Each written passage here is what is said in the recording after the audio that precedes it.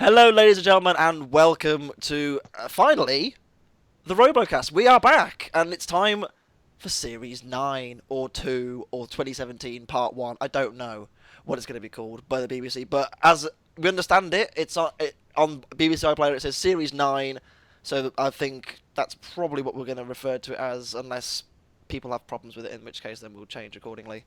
I'm joined as ever by Anderson9132. Hello, Anderson. Hello, Sam. Nice to be back again. Absolutely, and once again we're joined for this series by our good friend, Mr. Dave Lawrie. But you're not with Team Nuts anymore. What happened? Oh, they're terrible people. Money troubles. Oh yeah, it's like the Beatles all over again. Well, that's a shot fired already. Yeah. So we are here, obviously, to do the thing we did last series with the massively long preview of all the competitors in the series and what it's going to mean for layouts and whatnot. But before we do that, we did actually forget to bring up one fairly key detail when we were doing the Christmas specials. The pit mechanism's changed. It now has two options, where if you hit the pit release button, you'll either get the pit, or you'll have the rogue house robot, which means one of the house robots in the arena at one time will come out and just destroy everything for 10 seconds. Personally, I think it's a good way of limiting the pit. However, Dave, I think we were just discussing this as we were about to record this. You said you only got one go per robot, didn't you? Yeah, each robot in the fight gets one shot at it, basically. So whichever option it is will be random, and you only get one bite of the cherry. So you can't hit it once and go, oh, well, that was the house robot, so I'll just hit it again until I get the pit. That's your go done. Yeah.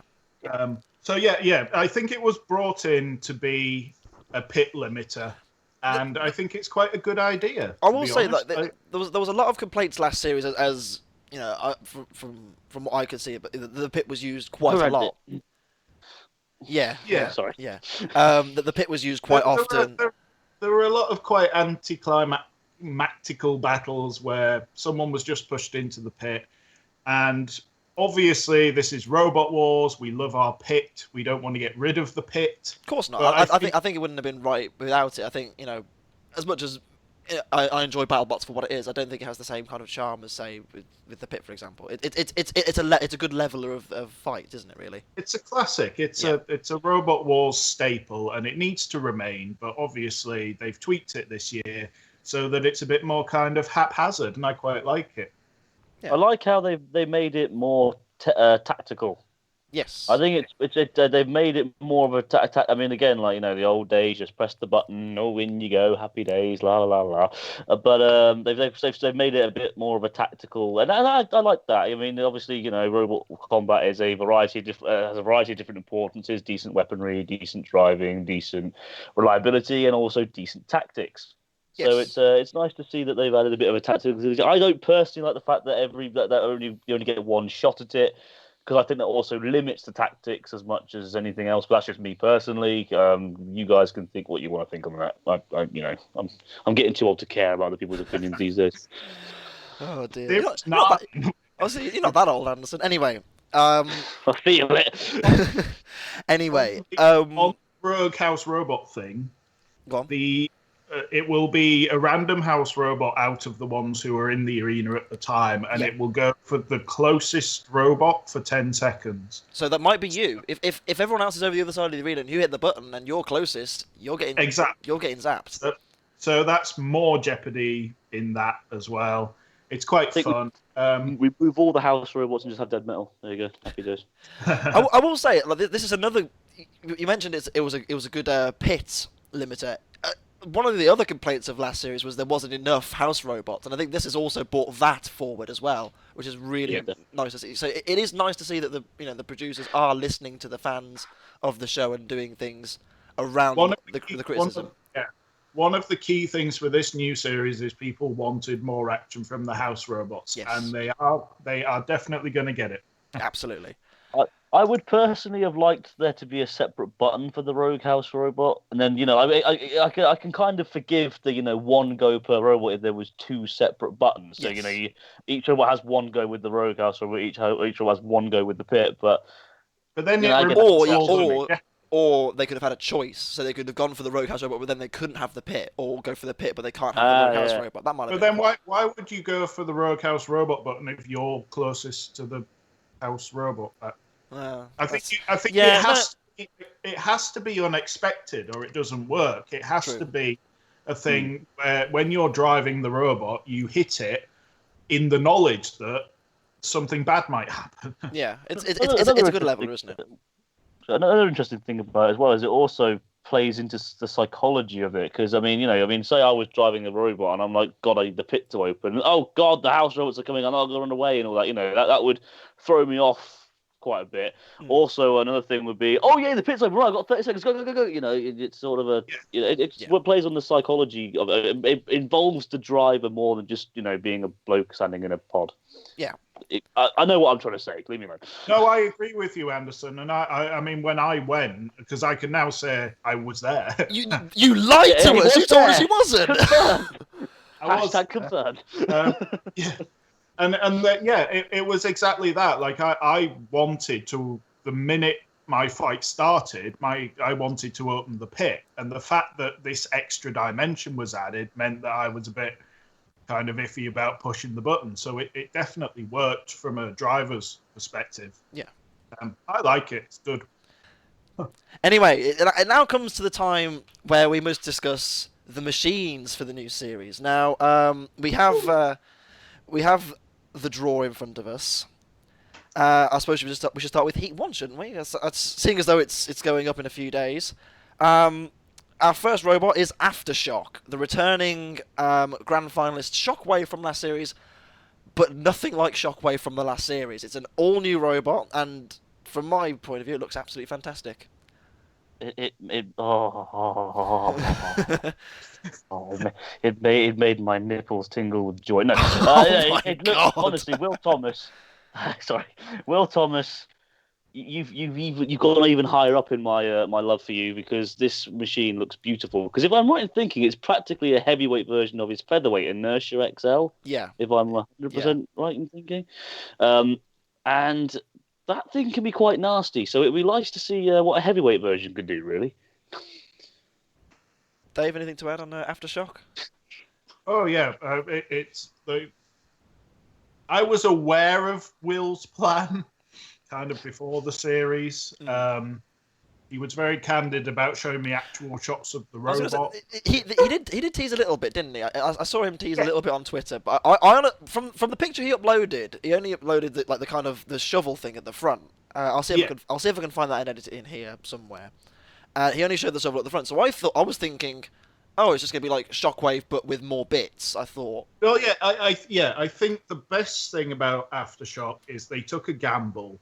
They were finalists last year, perhaps unexpectedly finalists last year. I'd say and so. Instead of sitting back and going, well, we'll do the same thing again, they've really gone for it, and they've made a mean-looking mess of a machine. Yeah, it honestly, just from an aesthetic point of view, like looking at it, it just looks clean and fresh, and it looks fantastic. It really, really does.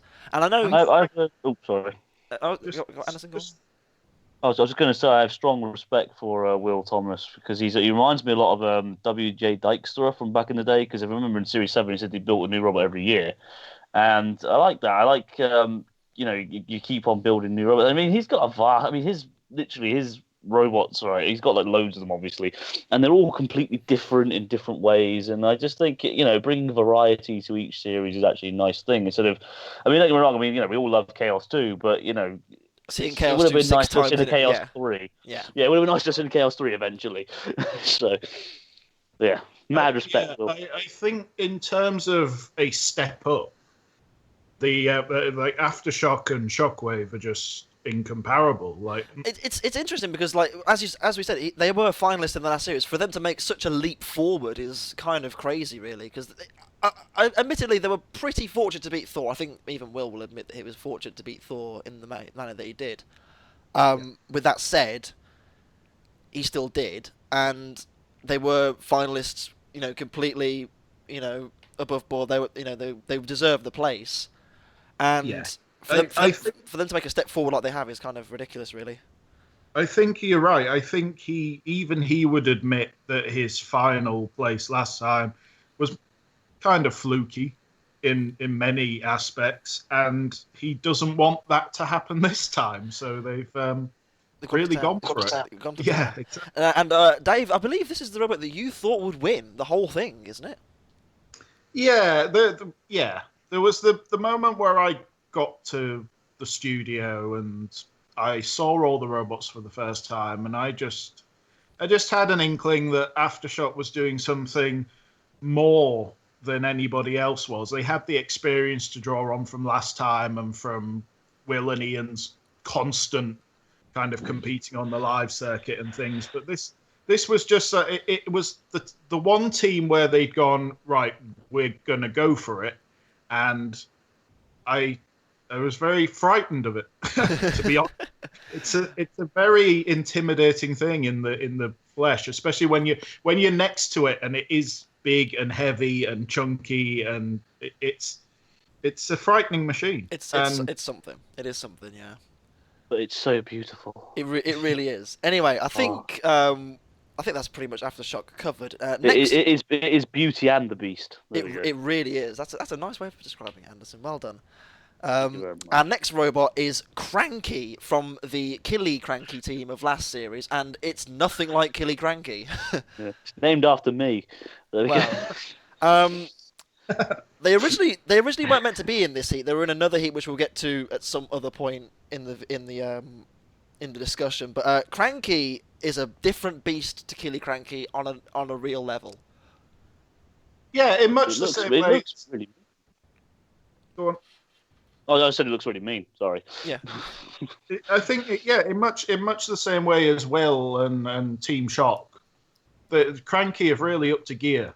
Like, they haven't sat down, rested on their laurels, gone back, and kind of, they even could have put a proper weapon on Killy Cranky and, done something like that. But to build something that is such a advancement of everything, really. I mean, it's brushless motor driven. It's got that enormous lump of spinner on the front. Yeah, kudos to them for going for it again. Absolutely. Is it Robin Herrick again? Is it Robin Herrick again?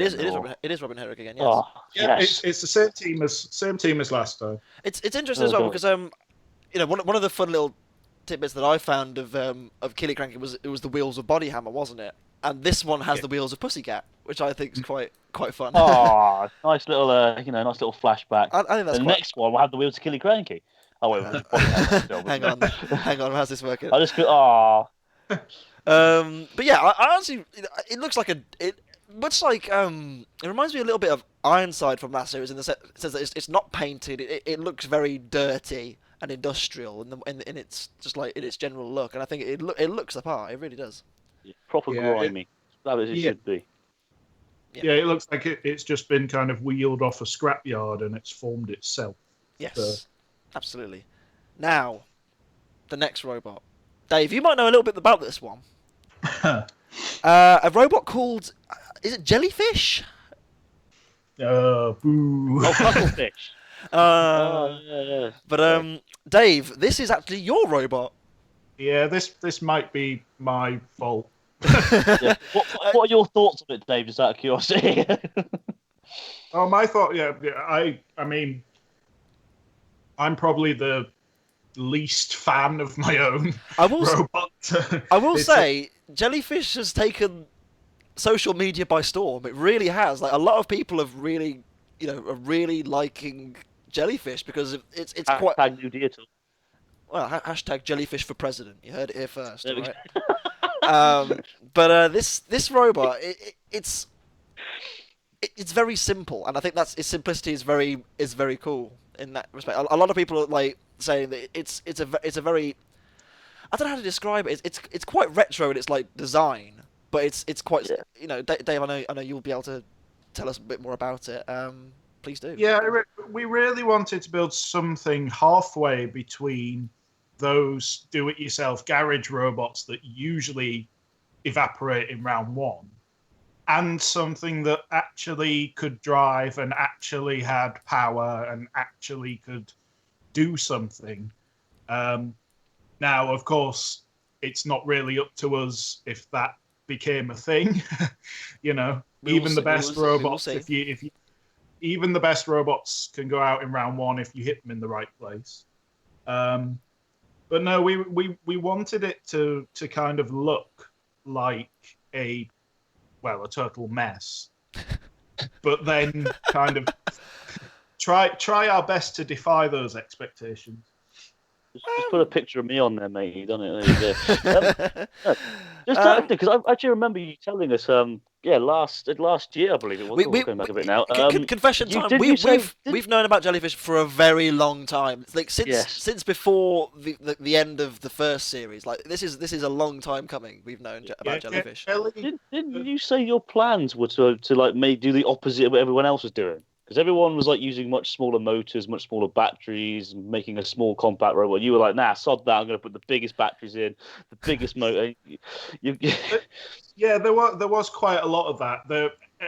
Everyone, or all heavyweights now, are sort of becoming very compact. There's a lot of, especially the BattleBot side of things, there's these tiny little robots with immense power, and you can't touch them because they're made of 12mm steel and all this stuff. And I wanted to build something enormous. And I really enjoyed watching Gabriel last series and just the kind of mind-boggling weirdness of it. And I wanted to go down that route. If you thought Gabriel was big, ladies and gentlemen, Jellyfish is even bigger. It's definitely wider. It's wider, but not as tall. Definitely not as tall. Yes. It's a strange thing, and it's a strange thing to be involved in. It's 100% my own build, but to actually get something where you're allowed, someone gives you that phone call that says, "We want you to come and be on that show that's now, ingrained in my childhood and in my upbringing."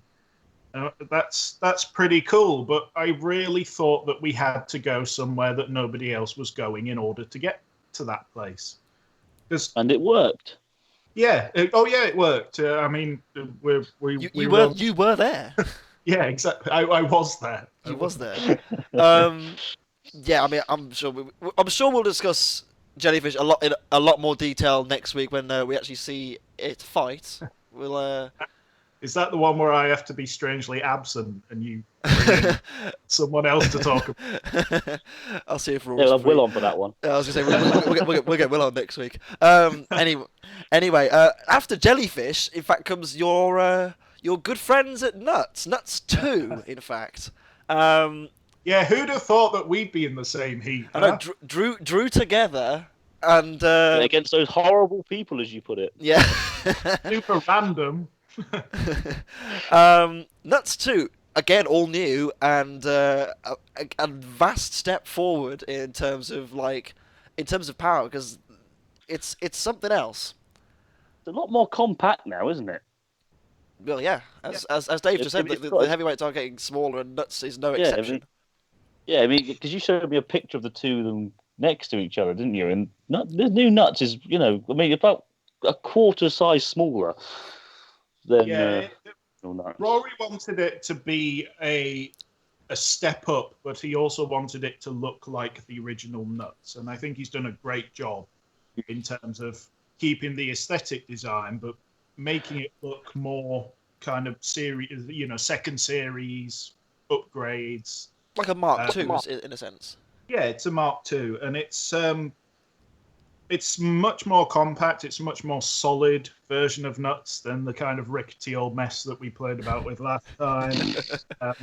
Minibots have had a lovely upgrade. There's now 3 of them. There's 3 of them instead of just the 2. They needed an upgrade after what Carbide did, but Wow. They have built-in googly eyes made with a 3D printer, and it's it's all very posh in the most stupid kind of way. Dave, I'm getting excited now. Please. Googly. Speaking of googly, we completely forgot to mention Dave kept true to his promise. Googly eyes are a must for any robot. Jellyfish has googly eyes. Yeah, I'm starting to regret saying that on national TV. Yeah, but anyway, nuts. Nuts The most interesting thing about this new nuts is this thing called Melty Brain, which I don't know how much the people outside of kind of. I know a lot about it because it's like sit and spin but still move along the arena, isn't it? Sort of thing. Yeah, it's a bit like. like a spinning top.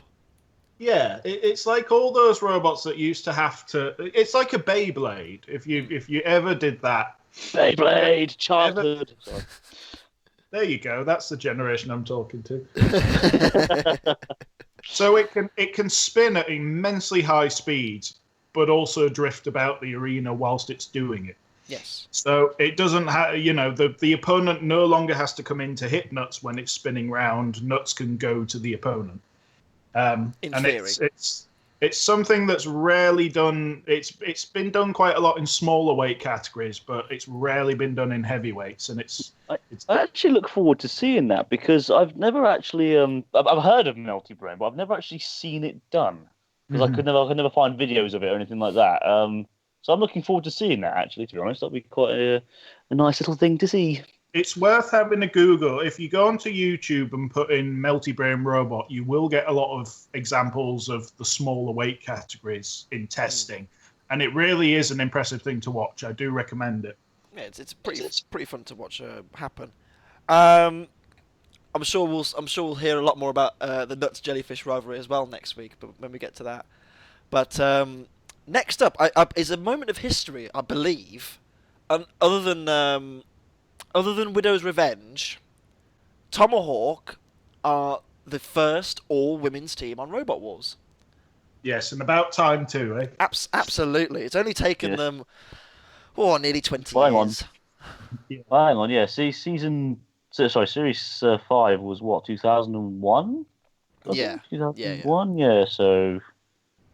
16 years. It's a long time between Jesus. between appearances. But Tomahawk, the Dutch robot girls, and their big axe. Yeah. Sorry. What? I will admit, it actually looks really, really cool. I love it. Yes. I think it looks great. I think it's not only obviously it's a large improvement because Tomahawk's been improved a lot over the years since Series 7, hasn't it? It was once merged with Scorpion to make Titan, I believe. It's basically been through and through everything. And then, like all old classics, it ends up in the Dutch team's hands, and they've made it look even sexier than ever. Yeah, I think that's a good point. That although Tomahawk, as an entity, has been around for a while, this is a very, very much the Dutch girls' version of it. Yeah. And it's a great looking thing. It's got kind of pokey bits and extra barbs, and they've really gone to town with it. It's a technical term, pokey bits. Yeah, since Series 2, where Spin Doctor team would talk about Matilda's pokey things. Pokey things is in the Robot's dictionary. It is. It's true. It's true. Look it up. Yeah. Oh, is it really? Oh, I did not know that. I don't know. That would be awesome if it was. Someone needs to make a Robot Wars dictionary. Crushability, flippability. Yeah. Lithium polymer armaments. Right. Coated titanium has got to be in there somewhere. Surely. Tomahawk's actually pretty fun, yeah. And anyone who kind of says, they only get on because they're the all-girl team, I think once you look at the robot, you realise that is nonsense. It's a well-made machine. Yes. It's got an axe on it. Like if there's anything we're lacking, it's axe robots. Was there just 2 last series? Something like that. Yeah. There was Thor and Terahertz, and that was pretty much Glitter it. Bomb. Oh, and Glitter Bomb. Sorry. Obviously. Don't forget about April. I'm sorry. I forgot. I forgot the axe broke, didn't it? So. I'm going to ask you two, because obviously I didn't see it live because of sadly I was whatever it is. Preoccupied. But yeah, that's the one. But you guys obviously saw a bit more Tomahawk than me, especially Dave. Obviously, I said last time around Terahertz, not Terahertz, idiot. Thor made me believe again in axes being good, because obviously axes were good at one point and then they sort of faded out because they just armor's improved. Would this version of Tomahawk also help me have? Is it in the same kind of category? Help an uprising? Yeah. See, I would say I've got a thing about this, and especially in these rebooted series, but I think that there is almost a lack of weapons that look great visually that don't necessarily work brilliantly in terms of damage. Like Woe for example. Yeah, exactly. There's no flair. Yeah, people used to kind of try things, and even if they didn't work, they had a different approach to it. Nowadays, it seems to be spinner or flipper, and then axes are in decline, and there's very few crushers and things like that. Yeah, exactly, because people have found out that they don't really work. Now, what I'm saying, future builders and Tomahawk team and everyone, build something that's less effective, that's good fun. You can still get points for whacking someone with a dirty big hammer. Whether you it's true. Whether you do a Thor and completely annihilate them, or whether you literally just peck at them until they die, or judge's decision, whatever. Just do something exciting for the cameras. It doesn't necessarily a robot need to be perfect. Yeah, exactly. It doesn't necessarily matter anymore. We need innovative stuff more than ever, because all the robots are starting to kind of group into the successful categories. I think that's actually Sam and I were discussing this, because I said to Sam, obviously I'm not saying this should happen, but would it be an interesting idea to introduce, if it'd be possible, a cost limit or a price limit or something like that? Because obviously a lot, people, it would stop the idea of you have to build a perfect robot. It's more of a case of working with what you can get. Yeah, it would make it more of a case of you could. Like you said, for example, BattleBots, you have robots that cost 20 grand on there, for goodness sake. But if there was a price limit, and they're the cheap ones, yeah. But if they had a price limit, it would mean that there would be more of a chance. It wouldn't be a case of what can you get. It's more like what can we actually work with. I think it's an interesting thing, and it's something we talked about once in the Antweight category about building robots for 20 quid, where you had to build a robot for 20 quid. You're physically limited to a certain budget. Yeah, I don't think it's a good idea for Robot Wars. I think Robot Wars, you should be able to spend what you think is acceptable to spend. That's up to you. When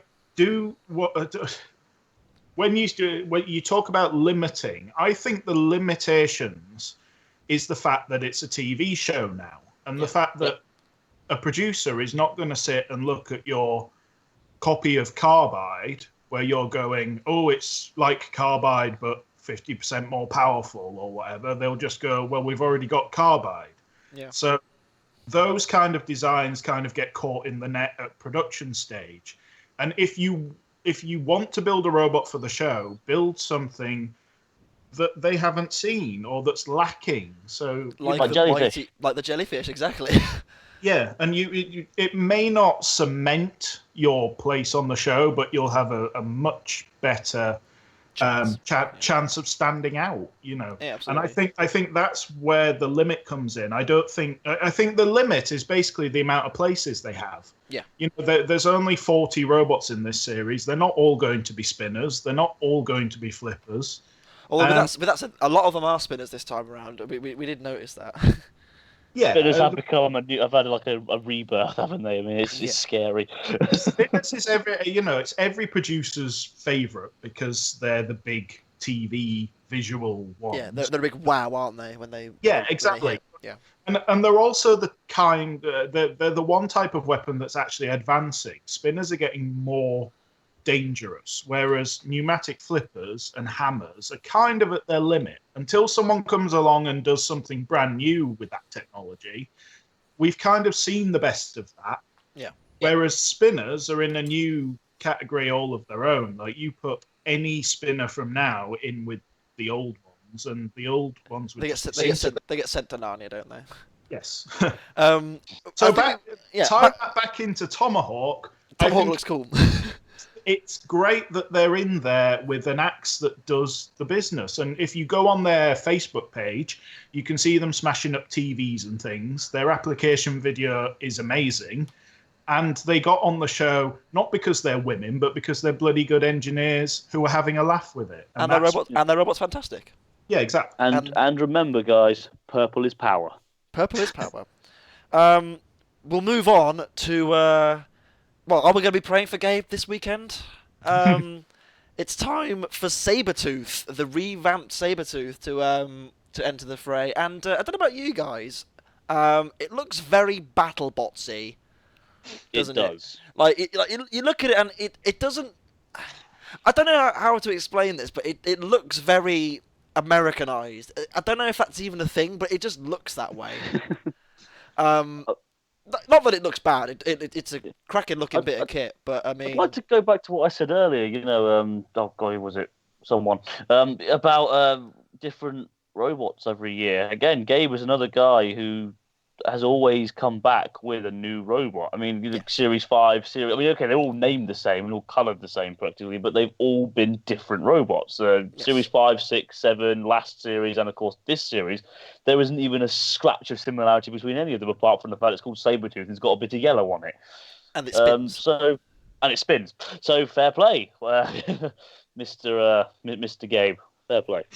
Yeah, I agree. I think, Sam, you talking about robots over here taking on a more American technique. I would say Aftershock's the same. That they wouldn't be out of place in BattleBots, but it's nice to have them over here. Watching the BattleBots series with its it's an amazing spectacle, and it's not that the UK is lacking in that. I think we have a very different show, but everyone wants to know what happens when you put those type of robots in our arena. And now we get to watch it because we have people like Sabertooth who are going that way about it. I think if you compare this new one to his first couple of entries, he's come, that team's come along leaps and bounds. There is a far cry from what you saw in Series 5 or 6 with this team. And I think, going forward as well, like there's clearly scope for improvement. And as you said, every year he comes up with something new. Who knows what Gabe's going to cook up in another series or two? It could be something completely different. I have Gabe finally win a match. Oh wow! Well, this is it. Do we pray for Gabe? This is the thing. Oh, why not? Why not? It's been how many years now? Is it 16 years? Oh yeah, longer than I've been in the sport. If anyone deserves a televised win. Because again, like, here's the thing, right? You come back series after series after series, and you don't win, and it'll honestly, it'll get to me at least. I don't know about either of you, but it will get to a point where I'm just like, am I doing something wrong? Is it me? I think when you go on. I think when if you come back every series and you're napalm, then you kind of don't go, oh dear, we lost again. How, in fairness, though, we must be doing something wrong. However, when Napalm has more wins under its belt than Gabe does, you have to think Napalm never actually went out in round 1. No, it didn't, did it? The worst it ever did was round 2. Yeah, even Detonator made it through the gauntlet. I think there must be. I think there must be a point where you have to kind of sit down and go, you can look at original Sabertooth and go, it's the new one's much better. I mean, I love the original Sabertooth, but it lost to a wooden tank. Now, this team have terrible luck, and hopefully, at some point, it's going to break. Maybe it'll be this weekend. Who knows? Who knows? I just hope there's like some sort of cheerleader squad to come out if he does win. I mean, like that. Like if I was the producers and knew that, I would get like a big set of pyros and have get some confetti. Oh my god! And just Dave was won. Just a big banner goes across the arena. Sabertooth wins. Yeah. I've got a feeling that social media is going to do that for him anyway. It will. It will. If it happens, we'll see it happen for sure. Anyway, speaking of matches that they've lost before, they've actually fought one of the robots in this heat before as well. It took me the longest time to realise this, but potentially it could see a rematch between Sabertooth and my favourite robot, Terahertz. Terahertz. Terahertz. Oh no! Beautiful B-Max machine. Best Best machine ever made, and it's going to win the series. No, it's not really, but we'll see how it does. I mean, there's not much to say about Terahertz because it's mostly the same machine as last time. Yeah, it is. It's not mostly. It's the same machine. It has a bit of extra kind of padding in it, but it's the same terahertz that we know and love from last series, and where they were Will immensely, the axe work though? I think they were immensely unlucky last series to kind of lose and be knocked out in the most kind of ridiculous way by some general upstart. I mean, who would scup a Terahertz in the last? I can't think really. Oh yeah, it was some numpty, wasn't it? Oh Yeah. god, what was the name of the robot again? Screws or something like that? Someone with a habit of combing jackets. I mean, Oh yeah. Listen, Apparently he emigrated to Ireland recently. I don't know what that's all about. John Reed, bless his heart, has way back, series. We'll ignore the kind of disqualification of Series 7. In Series 6, Terahertz was the new robot on the block. It was amazing. Compared to Kilohertz, it was just leaps and bounds of, better.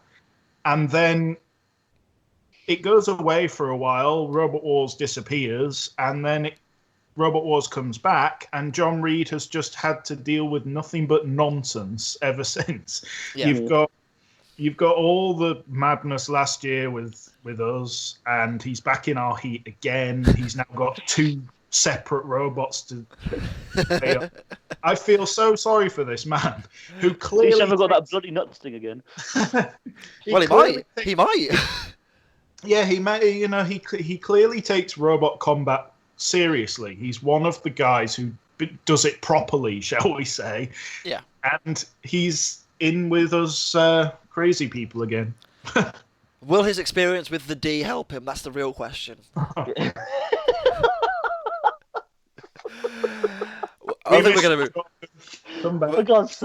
We're gonna move swiftly on. I want to ask Dave a serious question here. Is the extra padding inside to try and keep the pneumatics warmer so they don't freeze up and bugger them up like they did last year? Yeah, I think that was the idea. It's actually the pool noodles. You know those floats that when you learn to swim? Yeah. Oh. Okay. It's that's excellent insulation and very good at padding. Well, apparently. John Reed puts his extra padding in, and we'll see Terahertz this weekend. And I believe our final robot for this week, and this is a robot which, from the outside, doesn't look too spectacular, but internally, have you seen it? Oh my god! Have you seen inside this robot? I'm going to post a picture here of a picture of Rapid on Twitter without its clothes on. Oh. You just can't wait to get a shell off. Rapid is a beautifully engineered robot. It is gorgeous. Rapid is the other end of the spectrum from where I operate. Rapid is just the most beautifully machined, expensive, quintessentially Robot Wars machine. It's simple, it's elegant, it looks amazing. The inside is intricate, and yet everything has a place. There's no extraneous wiring or pool foam or. Here's the thing: it's a robot to me that is like it. it's completely unnecessarily complicated, but I love the fact that it is. Yeah, that's why it's here. Yeah. There is, if you put on your application form, we're just building a wedge-shaped flipper that looks a bit like Will Thomas's Antweight kit, you're not going to get on Robot. They're going to laugh at you, aren't they? Well, they put it in the pile actually, with all. They put it in the pile of no's with all the other wedge-shaped flippers that have applied this year that want to copy Apollo. But how, if you distinguish yourself with your engineering and that's how you make something so kind of simple into something elegant and worth watching. I was going to ask about that actually, because I mean, Sam just mentioned it was quite. I mean, I will admit, I mean, it is just from outside, just a silver wedge, isn't it? I mean, that's all it really is. So, I mean, did they actually is that what they actually did to apply? They didn't show it. They showed it with its kit off. Is that how they actually? As far I know the Rapid guys very well. Josh in Team Rapid was at the very first event I was ever at. Was also his first ever event. And the other guy, Andrew, has been competing with Antweights for years as well. So we're all good. We all know each other very, very well. But their engineering skills are completely so much better than anyone else.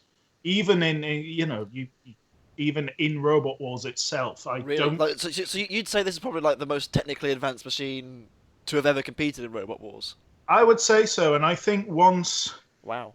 I think all they had to do was show the planning, and that was it.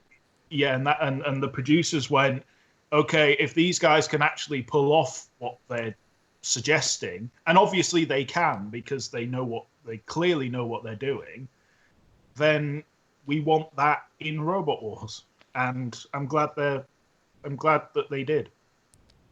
Wow. Proof that it's not all about a big weapon. Just saying. Sorry. And one thing that I noticed that you don't see very often in Robot Wars these days. It's a shiny robot. You don't see it very often these days. A lot of teams obviously operate with color. I mean, we all know what happened with Trident, though. Well, that's the thing. House robots don't like shiny robots, as we well know. So that was one of my favourite moments ever. That made that heat slightly more watchable. Just see. I think the house robots were fed up with that heat. It was that bad. It was just like, I'm bored. Let's just get this one over and done with. Yeah, but there is always when you're building for a television show, there is always a desire to kind of go colourful and bright and to do something that looks good on camera. For those guys to stick with the kind of burnished silver metal looking thing and not paint it and not put googly eyes on it and all that, I think all credit to them that they had the kind of guts to stand up and say, no, we want to keep it kind of like that. I think it's, like you say, Sam, it's not something we see very often anymore, and for that reason it stands out now. Yeah, exactly. You don't see see-through armor that much anymore either, which is upsetting. No, because I always liked that. I always like that look. I don't know why. Yeah, maybe we might see some at some point this series. But we'll get to that eventually. That concludes Heat 1's machines. Pick your winners. Anderson, go. Oh, well, from Heat 1. Yep. Well, I want to say nuts or jellyfish, but Dave, don't hate me on saying this. But I've got to go with Aftershock, in my personal opinion, just because, well, it looks like a tank. Do you know what I mean? It will probably wreck everything it comes across. I'm going to go with Aftershock on this one because. Dave, over to you. Oh, okay. Sorry, yeah, go on. I was just going to say, because Will's, but again, he's not just the guy who just puts a big weapon on something and hopes for the best. He also makes sure that he secures the rest of the robot, makes it reliable, controllable, and he's a really good driver. So I personally put Aftershock as this Heat winner. Dave. Aftershock is the Heat winner with Rapid in the Heat final, but at least one win for Gabriel. That's my prediction. We will see, and I'm going to make it a full house. Aftershock for me, it just looks the part. It really does look the part, and we'll see this weekend. But that is only the first heat. That is only the first Yeah. heat. We must move So we've on. got 4 more to go. Oh God, we must move on. We're almost an hour into this, by the way. We've I only know. got past the first I heat. know, it's awful. Anyway, we will move on to Heat 2, and we'll start off with PP3D. The now crowd-funded PP3D. And I said last year, and I think, Anderson, we kind of agreed that, it looked not bland, but it looked very simple and not very complex. Yeah. The new version has a bit of more of a presence about it. It's got the kind of ridged back on it. I think it looks really nice. It reminds me a lot of the Xenomorph from Alien. I don't know if anyone. I don't know if any of you get that reference, but no. I agree. It looks a lot more kind of organic. Yes. Yeah. It looks like some sort of space creature, and I think it looks really cool. I think it looks really, really cool. Yeah. Although I will admit, I don't think. I mean, I know what PP3D stands for, but I think letter names like that are a bit bland. So I think that name's quite bland. But of course, for such a beautiful looking robot, I just think it completely doesn't suit the robot.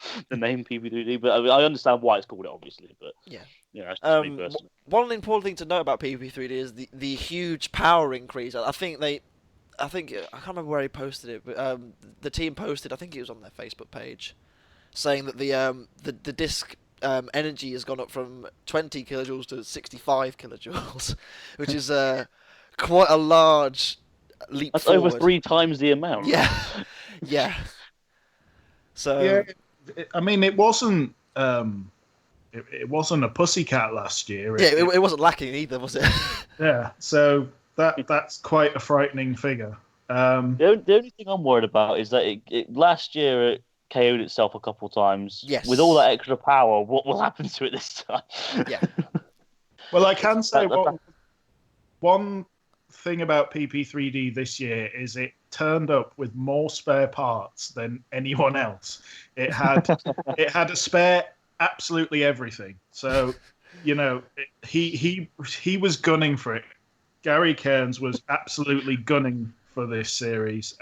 He was the most prepared one of the lot. And, I don't know why. Oh, sorry, go on. Yeah, it's a scary machine. It's very it is like it like one thing I did note from filming it also has its own little we commented a lot last year about the death hum of Pulsar and Carbide. It also has its own little demonic word, doesn't it? PP3D now. It's kind of a low grumble. It's great. Yes. It's becoming the just I've got a whole playlist on my iPod of just death hums. It's become quite a relaxing thing at night when you're trying to get to sleep. Relaxing? Oh my. Well, I'm a psycho, so I'm a psychopath. Well, so things like that do relax me, Right. Anything to add on PP3D? I wish Gary Cairns all the best of luck, really, because he has done a lot of hard work to it. It would be a shame to see it implode on itself. Yes. But I mean, I hope obviously also we once again hear she's up to speed now, boys. That'd be great. That was amazing. Yes. It'd be nice to good luck to him. He's a good lad, and it looks beautiful. I mean, I know I can't stress that enough. It's one of the best looking robots I've actually seen in a long time. So yes. Next up is Behemoth. It's Behemoth. Yes. It's Good luck, Anthony. Come on, you could do it this year. You deserve it. You deserve it. It has got some new features. It's got 2 new scoop blades, hasn't it? It's got the grabby scoop blade and the sort of the angled scoop blade, hasn't it? This time around. Yeah. There's one scoop blade which apparently was conceived after they fought Nuts last series, and oh really? Yeah, it's got 2 grabbing. Anti-Nuts weapon. Who'd have thought? Yeah, who'd have thought anyone would ever do that? But that's what they told us. It's got 2 caused an engineering evolution. Yeah. But it's got 2 claws on it that come down and pin someone to the scoop rather than the whole thing lifting up. So they've got this interchangeable aspect for different opponents. It's nice to see Behemoth with something different. They keep rebuilding it and they keep replacing all the bits, and it's an all new machine, but it looks exactly the same as it did last time. So it's nice to see. Aesthetically, it hasn't really changed much since Series 3, but like obviously, underneath the hood, it's another world, isn't it? But I mean, look, if you look at it, the Series 3 version next to the Series 9 version, they are pretty similar. Yeah. It's a nice thing in a way. Like Behemoth is the robot that has competed in more series than any other. I believe this series it takes the record, doesn't it? No, last series it took the record, so it's now advancing even further. Yes.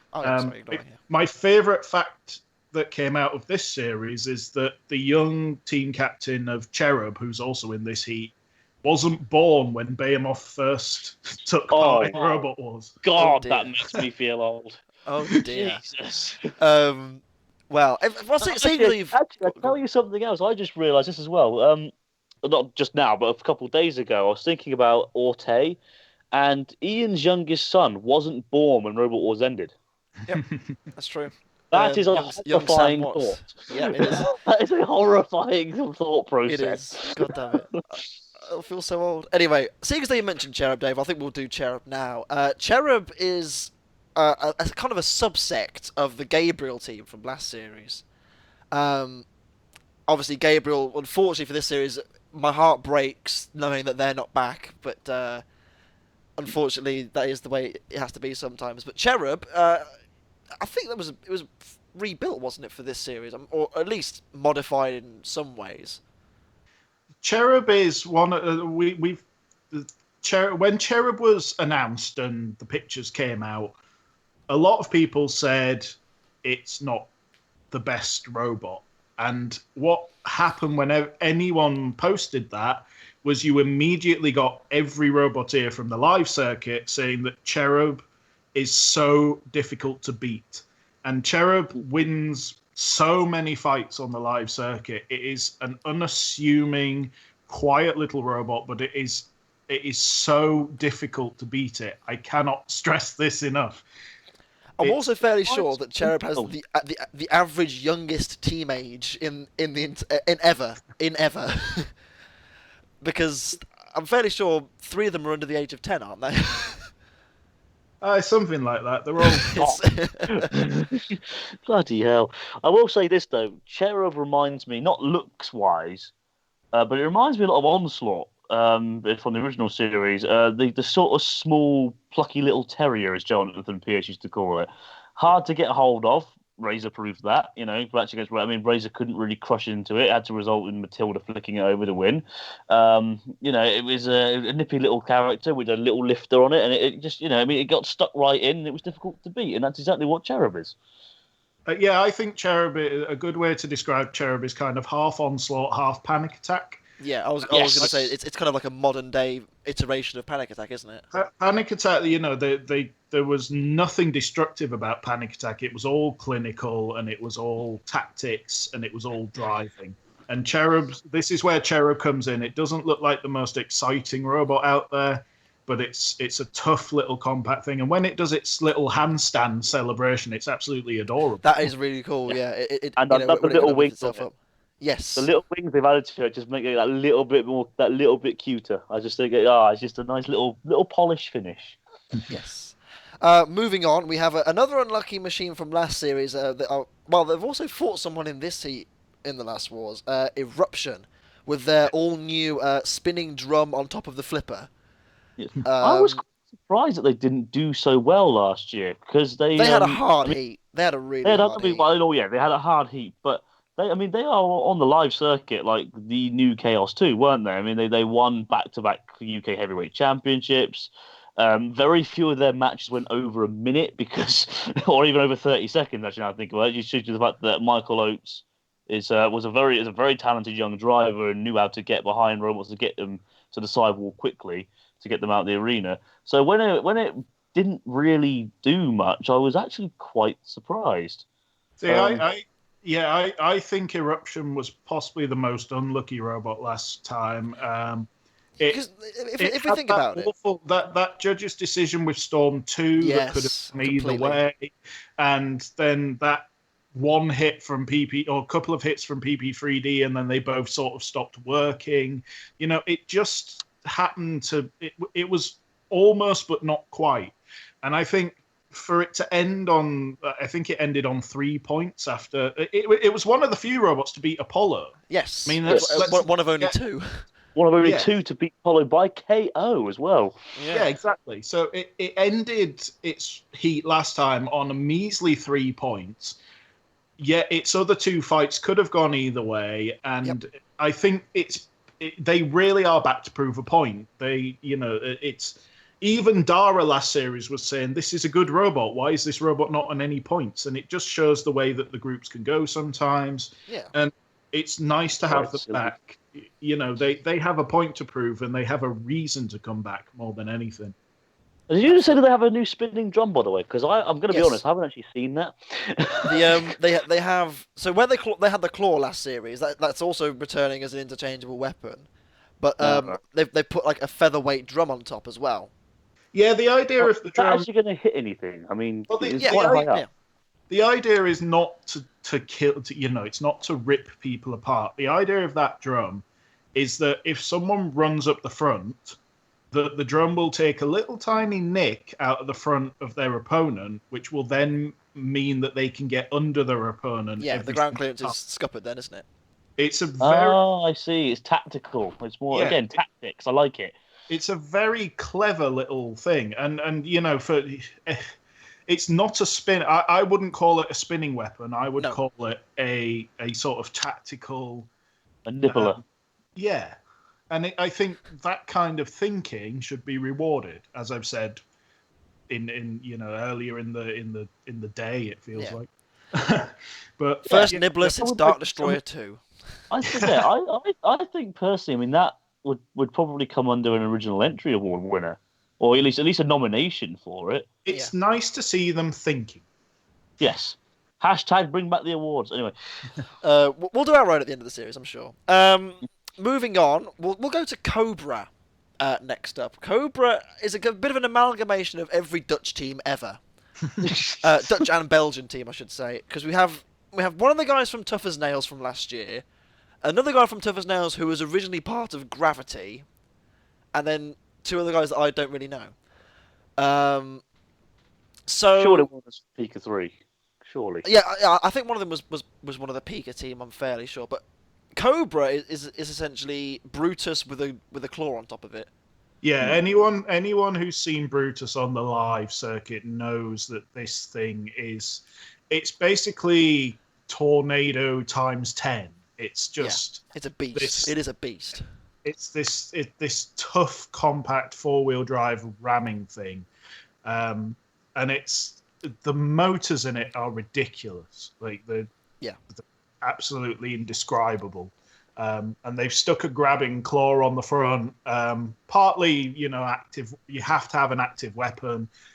I don't really think the claw is Cobra's main weapon. I think their drive is their main weapon. They've been known with Brutus to hit people with this robot, and their opponent stops working purely because of that. I think that's their main kind of driving force. Literally driving force.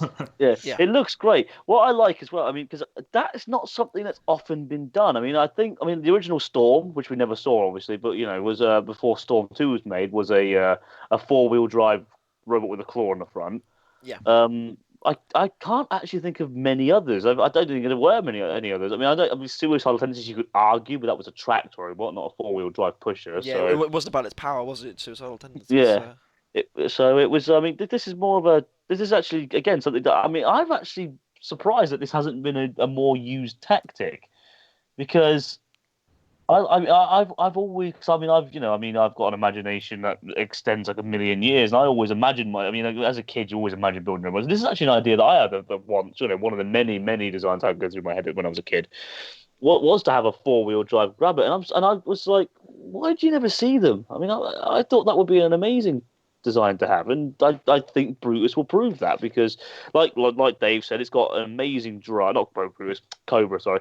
Like Dave said, it's got amazing power and drive, and it's got a little bit of added grip, so it can grab a hold of you and slam you about a bit. Yeah, I agree with what you're saying.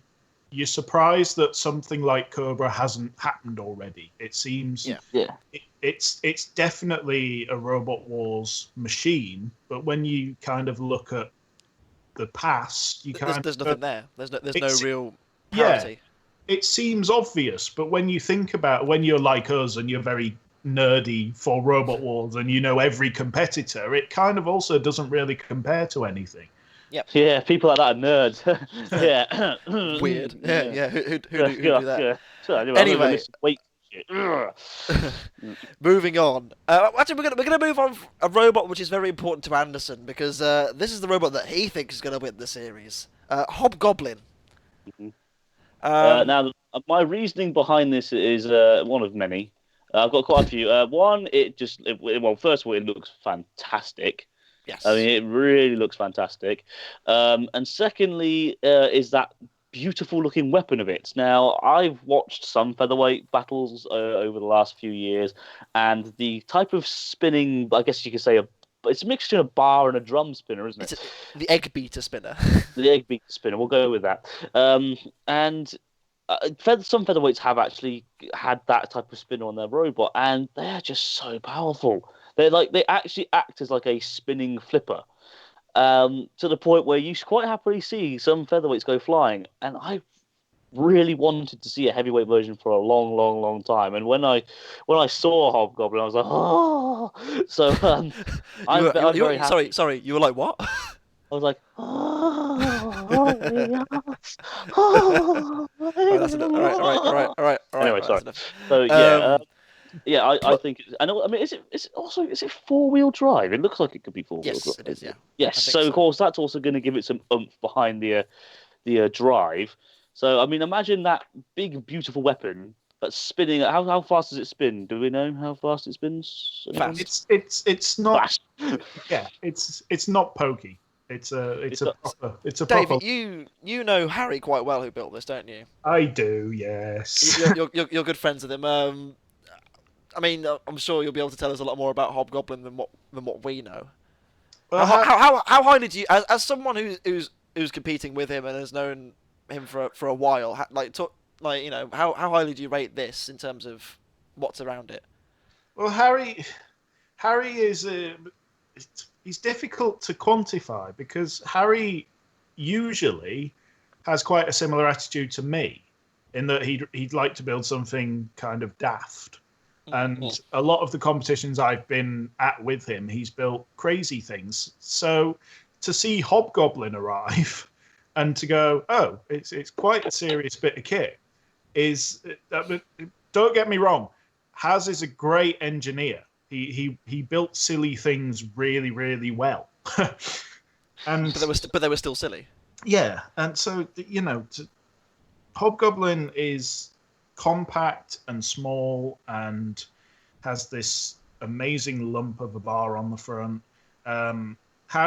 He basically operates on his own. He's not that into all the kind of televisual aspect of it. He was really quite nervous of all that. He's much more into the construction and the engineering side of it than the actual fighting, even sometimes. Oh, really? So it's nice to see him have a go, and I don't think he would have put an into Robot Wars if he didn't think he had a reason. And I think Hobgoblin is his reason, if that makes sense. Yeah. Do you have any footage of it wrecking anything? Just for scientific reasons, scientific research. For your private collection. Yes. Well, I filmed back in 2004. It must have been. I was at an air festival called Cosford Air Show, and just did the demonstration of wrecking a washing machine. And I still have that video on my computer to this day. Oh, really? So, yeah, I guess I should have really started getting a collection going, but I didn't in the end. So, I really rate Hobgoblin. I think it looks great. It has it's got some weird colours going on. It's fantastic. It really is. Yeah. Good luck to it. And like I said, I mean, like Sam said, I mean, this is my pick to win the series. So obviously it's going to go out in round 1. Well, I mean, that's what happened last year. Yes. Because Pulsar you was said my pick to win last year, and that we all know what happened there, don't we?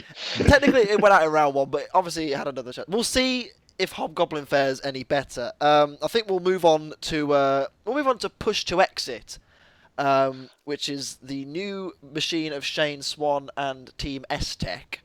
Swanee. And it's Blue Envy basically. Yeah. I can't moan at that. I love a good front hinge flipper. I was gonna say this is the first time in the modern series at least that we've seen a front hinge flipper done. Mm-hmm. I think Push to Exit it's another one like Rapid where you're kind of very happy that they just painted it blue and just left it, because you can see every single outline on it and everything's straight and perfect. And yes, it's a really nice visual thing to look at, isn't it? Yeah, it's like the exact opposite to what I do. But it's the kind of thing where if you put up a picture of the computer-generated CAD that it is most likely based on, you can't really tell which one's real and which one's not real. It's so kind of perfect. Like Anderson mentioned Pulsar, and that's another one where the pictures look the same, that look as realistic as the robot itself. And I think Push to Exit's just this kind of simplified brilliance, and it's so nice to see them with their own robot, because they're all such good roboteers, and for them to carry on the Dan Tomkier legacy last time was very nice. And we mentioned this last year with Craig, didn't we? But when we did their heat, it would have been nice to see. We understand why Dan Tomkier was there, and it was nice to see Dan Tomkier, of course. But ultimately, we would have rather seen Envy, for example, and lo and behold, there it is. Yeah, we would have rather have seen what we now have, and all credit to Swanee for giving us that. Yeah. In fact, all credit to Swanee, because Envy, the original Envy, is actually in the Robot Combat Hall of Fame as well. It is the fact that if I'm right in thinking, it's the only front hinge flipper to be in the Hall of Fame. Even Firestorm isn't in the Robot Combat Hall of Fame. It's an honourable mention, but it's not actually in it. Envy is. So. Yeah, I look forward to seeing Push to Exit. I mean, I'm guessing it's going to be, a bit like, Mute was back in the day, because obviously flippers are on steroids these days. So, obviously, I'm going to imagine it's just going to be a bit like Mute, but hopefully a bit more controllable, maybe. Also, shout out quickly to Stuart Barnwell, big up Redditch. For God's sake. Redditch sucks. Anyway. Warwick's where it's at. Sorry, Dreadnought. Right. We'll move. We'll move on to the final robot in this heat, which is Lord Draven, or maybe just Draven. We don't know yet, but it's been posted on the media list that it's Lord Draven, but it might just be Draven. I believe it's Draven. It's basically Draven. It's Draven again. But this time it's shiny. As Roscoe says, tell you what, Draven's a really sexy robot. Yeah, Draven is a sexy robot. Draven, it looks great. It looks great, but I mean, I saw it in Extreme 1. I was like, oh my god, that's going to win, and then it lost, obviously, but it looked good. Yes, it looks great, but I mean, I think we mentioned before in the last series the big problems it has with the jaw being the wrong way round. From what I know, I believe it's all new. Underneath Draven, it's all new at least this time around. It's mostly new, yeah. They have rebuilt it. It's it's no longer the composite armor that kind of exploded last time. It's amazing that they end up with another spinner, an even worse spinner than last time. They just can't catch a break, can they? They really cannot catch a break. I have a problem with Draven. I think Draven is I think aesthetically Draven is great, and I think the weapon is certainly different. But it's just Hashtag Robot Wars drama. I mean, we had YouTube drama last year. Hashtag Robot. Oh my god. Beef. Anyway. There's something about Draven where they seem to believe that they're always going to do really well, and then they never do. and I just cannot see it changing with this version. It's the same as it was. It's a much nicer looking machine. It's very well. The engineering is quality. The inside of it is superb, but they haven't fixed any of the problems. And it's like, why have another go if you're not going to fix what was wrong with it? That's. I mean, it's the thing. Like, I think. Sorry, go on. So that's been building up for years, hasn't it? I first saw this robot when it was called Anthrax. I saw it tried to qualify for Series 4, and it never moved. It lost its qualifying battle because it drove out and then died before activate. And it was pretty much the same design as it is now. So I will say this. I will say this about Draven. It's a lot faster now, isn't it? I did notice that Draven, even from last year, is a lot quicker. So that might help them out a little bit. They've improved it. Look, they've improved it. It looks nicer. It's quicker. It's got better internals, etc., etc., etc. Yes. Will it help when you're battling something like PP3D or Eruption? You know, I'm not even sure it can self-write. So especially with that high ground clearance as well. I don't think that team are interested in fixing flaws. I think they're just interested in building Draven. We will see. We will see what happens when that hits as fine. well. You know, that's fine. Keep building Draven, but yes, I would love to see what they could do with other ideas and things. With an original robot, maybe. Well, we'll it's certainly original. It's all their work. Yeah. It's been their work since. I think I meant a new idea. I meant like a new robot for that they've designed and come up with themselves rather than redesigning Draven or whatever. Well, yeah, but they came up with it originally. You know, they're good friends with Simon Harrison from King Bee, and he remembered seeing them originally what they had planned and saying they were never ever going to get it working, and then they did get it working, and now. His words were, and now I'm terrified of it. Yeah. You know, Draven has improved. They've now. I think they've made the best Draven ever, and they've made the best Draven possible. That's my thing. So you think this is like it's not an engineering limitation. It's a robot concept limitation. Yeah, I think if they don't do much this time around, I mean, maybe they'll win their heat and prove me wrong. But if they don't do much this time around, it's probably time to build a new robot. Yeah. Heat winners. I'm going with push to exit this time around. I think the team is very experienced, and you know Shane Swan obviously has a fantastic record with flippers in general. So I think it's a good safe bet. Anderson, obviously, we know your choice, don't we? Yeah, actually, see, the thing is, you just mentioned push. I just remembered. Does Hobgoblin have a self-righting mechanism? It can run upside down. I can. Okay, cool, right. Phew. Okay, right. I'm happy now then. Right, yeah, because I was going to say, because actually those two met. Let me clarify. Haz says it can run upside down. Right. Right. That's filling with a bit of dread now. Yeah. Dave, I would say Hobgoblin with push to exit in the heat final. Okay, and Dave, your pick for the heat? I think this is a tough heat, and until it is, there's a lot of robots where you think, that might do it if they have a good run. You've got PP3D, Eruption, and push to exit, and Cherub, and Behemoth, You know this could, and Cobra. And Hobgoblin, like it's literally anyone. This is potentially the best heated next series. Anyone but Draven. Anyone but Draven could win this heat. So as a result, Draven will now win. Probably. That is the rule. Yeah. My prediction is Cherub. Really? Yeah. Okay. I think Cherub is.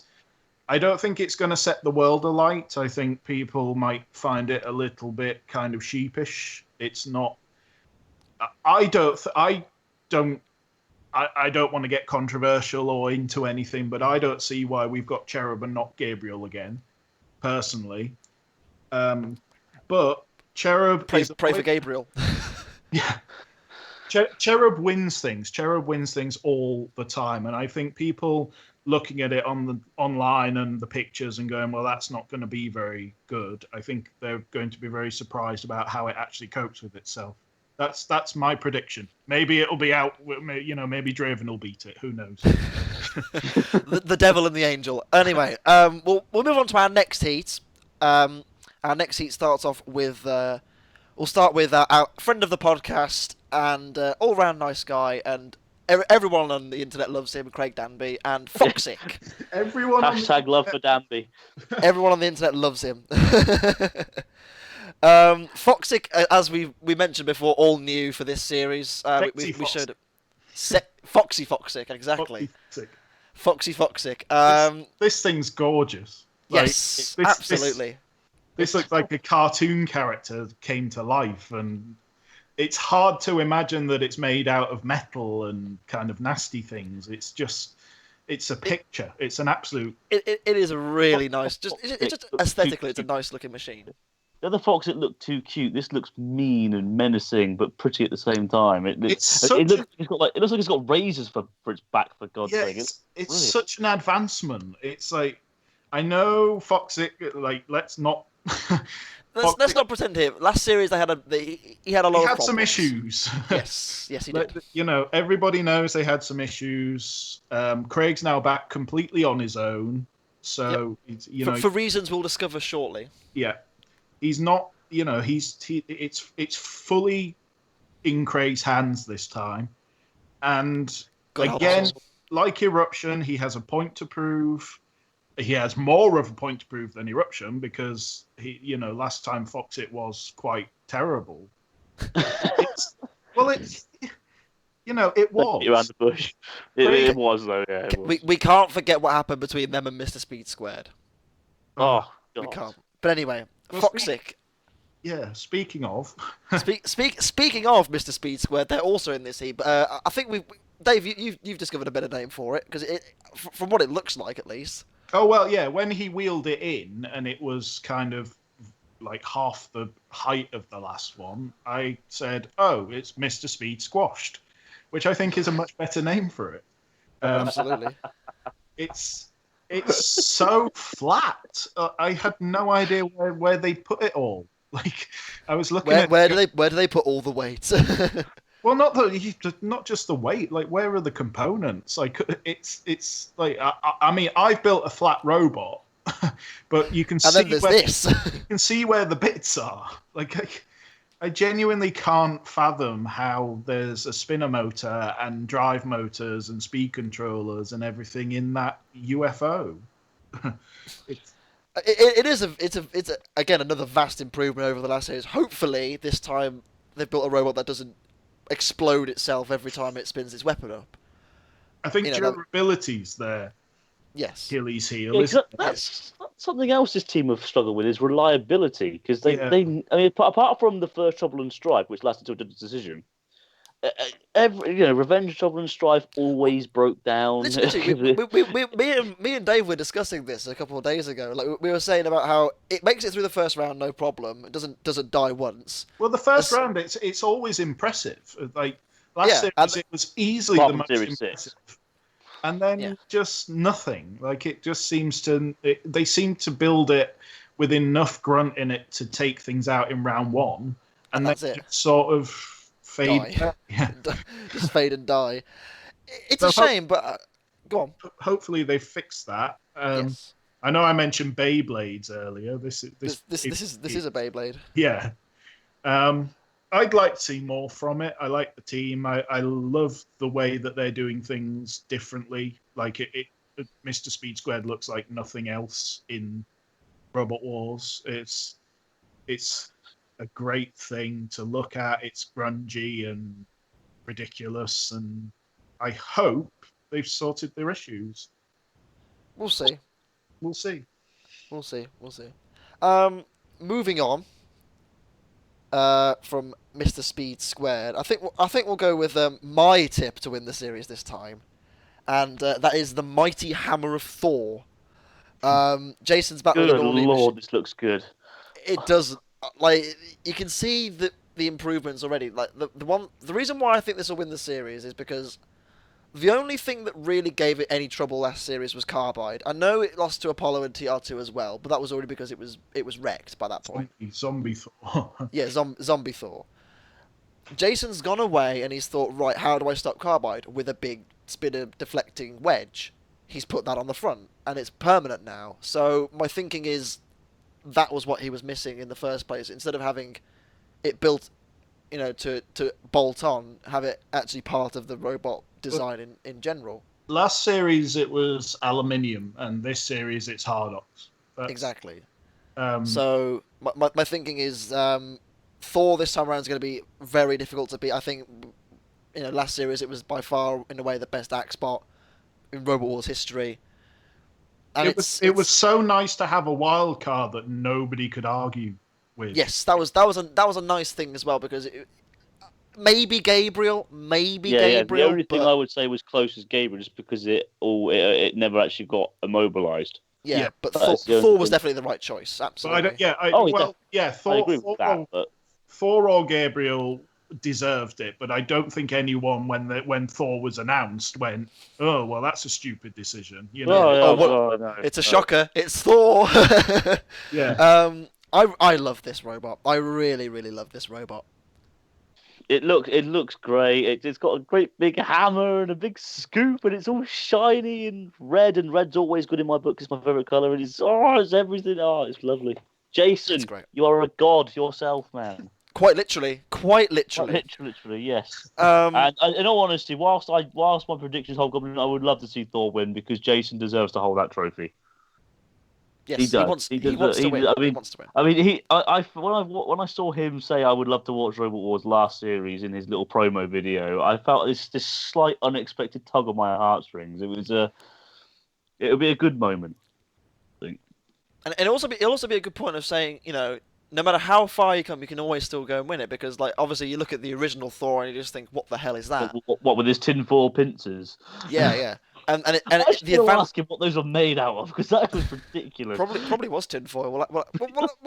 We'll pose a question to him at some point. Yes. I think Thor's. I wouldn't say it's a surefire thing. There's a lot of good robots in this series, but I think there is probably a good bet that they'll be there or thereabouts. Hopefully. We'll move on, I think, to. So do you remember last series? You looked in the crowd and you saw that guy with a giant mohawk. In every single heat, there was this guy, and he's actually now on the show, and he's actually built his own robot with his own team. He is the team captain of Concussion, who is in this series the big orange drum spinner. It looks like Agent Orange on steroids. It does. That's what it strikes me as, anyway. Agent Orange 2.0. It's like Agent Orange evolved, like in Pokemon style, Yeah. It's an amazing clash with Foxic. Like all them colours. Purely colour perspective, how can you put two bright orange robots in the same heat? Like it's. Well, look at the second semi-final in Series 5 when you had the yellow robots. The yellow robots. Melee. Oh, and by the way, the winner is wearing yellow. Concussion is a beautifully engineered little kind of speed bump of a robot with a nasty-looking drum spinner on the front. But the thing that stands out about this team is the team itself. They are the nicest group of boys, and there was kind of rumbling. Their page, the Dorset Engineering team, they're called, their Facebook, they had, they were putting up the build pictures before they'd been accepted onto the show. Everybody knew kind of they were there, and they were building a robot, and they're friends with Razor. Yeah, so, they've got some serious friends, haven't they? Yeah, so there was all this pedigree, and the robot looked like, they definitely look like they know what they're doing. As far as I'm aware as well, this is a first-time thing, isn't it? I don't think they'd ever done anything This is like the first thing they've ever built. Which is something else. It's really? Amazing. Yeah. Outside of their kind of engineering jobs and things, this is the first time they've ever done Robot Wars or anything like this. So this is basically like Sweeney Todd from last year, but like proper. really Sweeney Todd. Yeah, like a proper robot. Well, they haven't even made like an ant weight or anything like that in the No, past. nothing. This is it. Wow.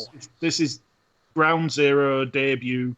But That's what? like Rex Garrett with Recyclops, technically, or Rob Knight with Mortis, I guess you could say. I mean, I think Mortis is a very good kind of example that, for Mortis in Series 1 to be your first attempt at anything like this, and for Concussion to be your first baby, it's a feat. But what I was going to say is, looking at all their pictures and stuff, they're big burly lads, and I was expecting this kind of laddish team to turn up, but what they actually are big, cuddly, lovely people, and it's a bit disconcerting. The guy you said, Sam, from Tim, he's called Tim. They call him Chewbacca, and he's just the loveliest man you could ever wish to meet. And it was such a kind of relief in a way to talk to them and go, oh, they're nice. You're nice. And they're not coming up to me and going, I'm going to tear your robot's head off and eat it in front of you. He's not Ozzy Osbourne, is he? And give me your money while I'm at it. Yeah, exactly. This is a benchmark for new teams who have not done this before, and it's like, if you're going to do it quote unquote properly, as we say, this is the benchmark, isn't it? Really? Yeah. This is the complete newbie of this series that actually looks. Now I'm not going to, it looks like it could go anywhere from kind of out in round 1 to sort of proper grand final. Yeah. So again, it's hard to judge, and any robot can go out at any point. But this is the benchmark in terms of kind of quality for someone who's never even built ant weights, featherweights, etc. They haven't come up through the ranks like Rapid or or yourself, or me, or Will Thomas, or anyone. Like you were saying about Thor, how the new Thor compares to the old Thor. It's leaps and bounds, but this is their first thing. Yeah, imagine Concussion in 15 years' time, for example. Yeah. If we're all still here in 15 years' time. God, I don't have any plans to be. But, Robot Wars Series 24. Anyway, I think this is the kind of dawn of something great, and if it doesn't happen this time out, I think this team are one to watch for the future. Absolutely. We'll move on, and another team which I'm becoming a bigger fan of the more and more I see of them online, and the more I see of their robot, is Toron, another new team. Is this another example of this is their first attempt at anything like this as well, Dave? I don't know if you'd know. Yeah. Now, young Tom. Young Tom. Young Tom. If you're watching Young Tom, does that hello, mean he's Young old? Tom. Is that like opposites sort of thing? I've got a feeling at some point Tom will be listening to this because. Awesome. Yeah. Tom is the most excitable person I have ever met in my life. Like when they wheeled Toron in, and they did kind of all the pictures and all the stuff that you do first, and then they found the pit bench, and I went over and introduced myself, and the guy couldn't even hold a screwdriver properly because he was that shaky and excited. Wow. And it was like taking me when I was 10 and making me compete in Robot Wars when I was in that frame of mind, rather than the one that I'm in, the cynical version that you all know. Yeah, the twisted, bitter old man. Evil man. he made such an impression on me. He's a top quality, nicest person ever, and he was just so up for it. Like he genuinely walked around with like wide-eyed disbelief that he was even in the building. It was just glorious.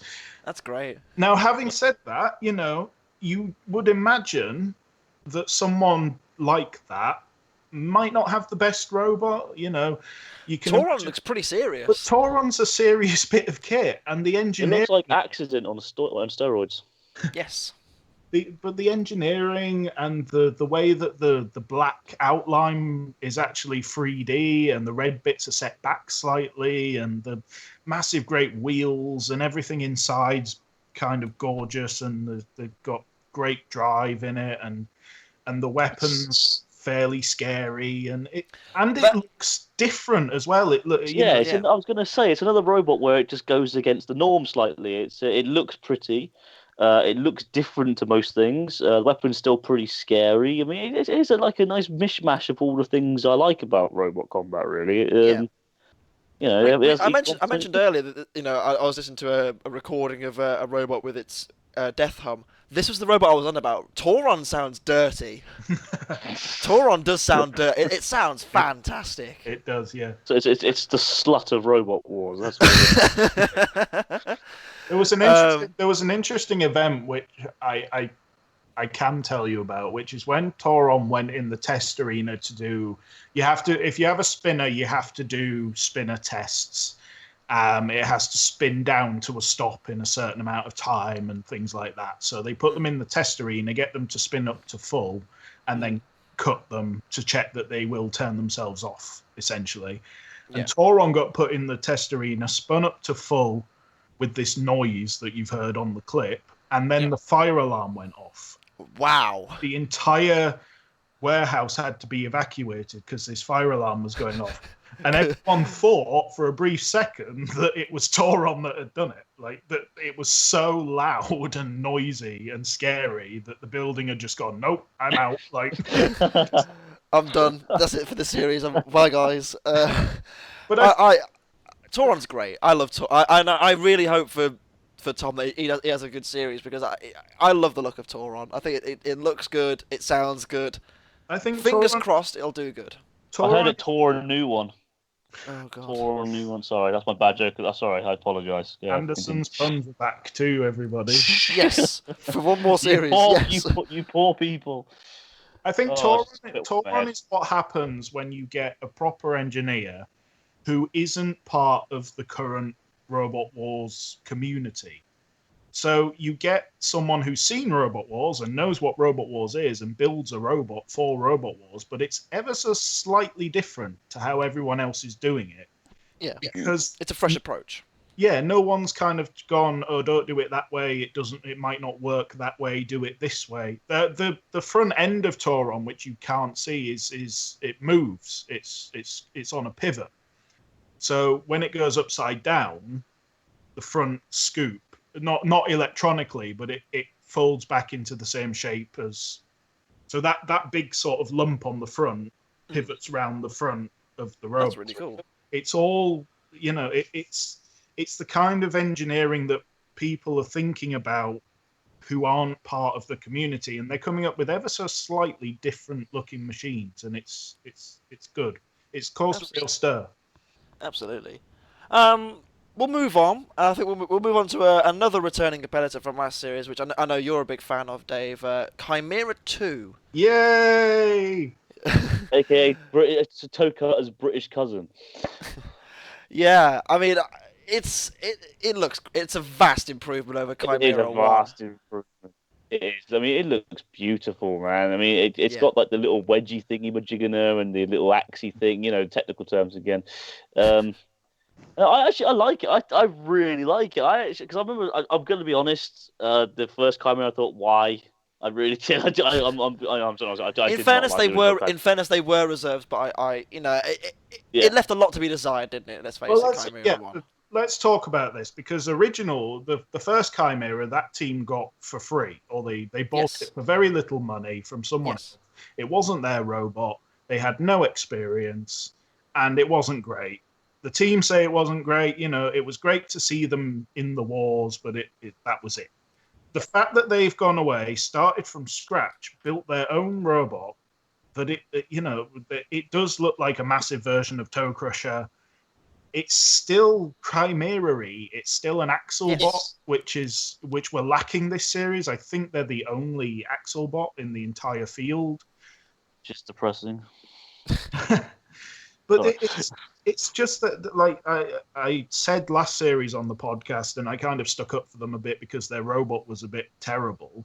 But the team are one of my favorite teams, and this series, they're still one of my favorite groups of people. But they now have this robot that they've done themselves. They have a robot that can robot. Yeah. They Now he claims that he's the world's biggest Robot Wars fan as well, doesn't he? I mean, I know that's me, obviously, not him. yeah. But I'll let that slide. Jordan would know like he's phenomenal. You give him any question and he just answers it. It's quite a fun game to play. In fact, Jordan, if this is an open invitation, if you're listening, Yeah, you're more than welcome to come on here.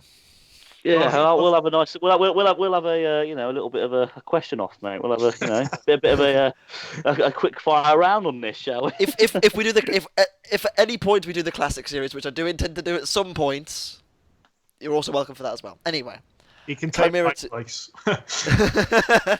I think they've graduated, and I think they've graduated to the league of, not the best robots ever, but they've graduated to this league of something where they should be proud of what they've built. I think it's great.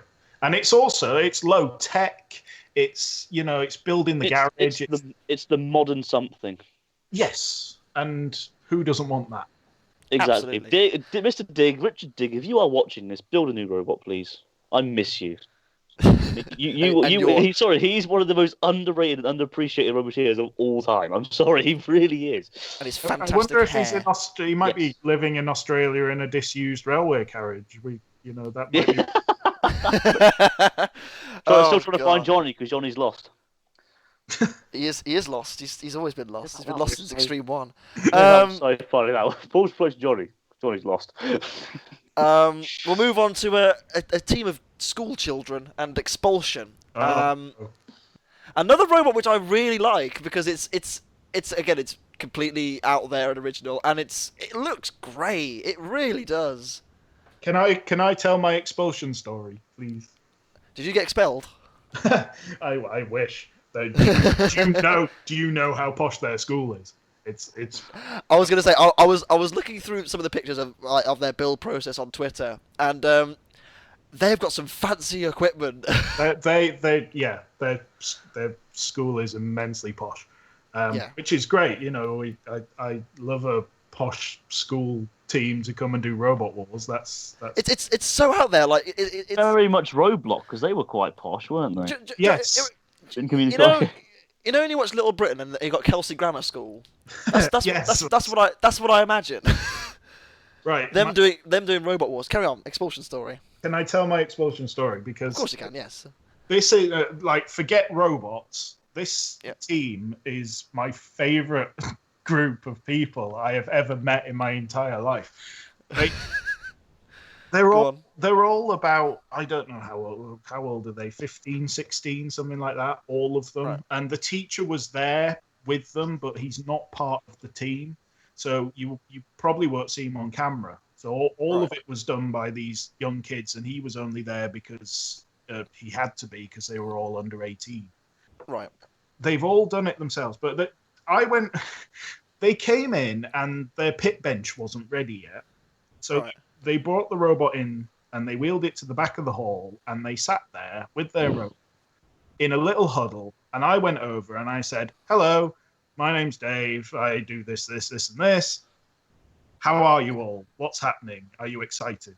And they showed me their robot and they were so enthusiastic, and they each took me through what their role is in the team. And this tiny wee guy came, he went, "I'm the head engineer." And I went, "What was that?" I went, "You're the head engineer." I was like, "You're," and he had this wee squeaky voice that sounded like it hadn't broken yet. And I was stood looking at this immaculate machine with this metalwork and this. And you did this. And then I was looking at the head engineer, and I was going, "Well, that's me fucked, basically." I can just see you just going, "And here's me with Jellyfish." Exactly. I suddenly felt like there was absolutely no way I was going to show these kids my robot. Take him over to Carbide. Just don't tell him. I was going to pretend. Oh yeah, no, me. I'm on the Concussion team. Yeah. It was. Neither of you have mentioned what the name of the robot is yet. Expulsion. You didn't say that. No, we definitely said it. Yeah, we've said Expulsion. I said Oh, my did you? Expulsion story. Yeah. Oh yeah, you did, didn't you? Sorry, I'm getting old again. Oh man. Anyway, they are. I cannot say how much I like these people. They are lovely.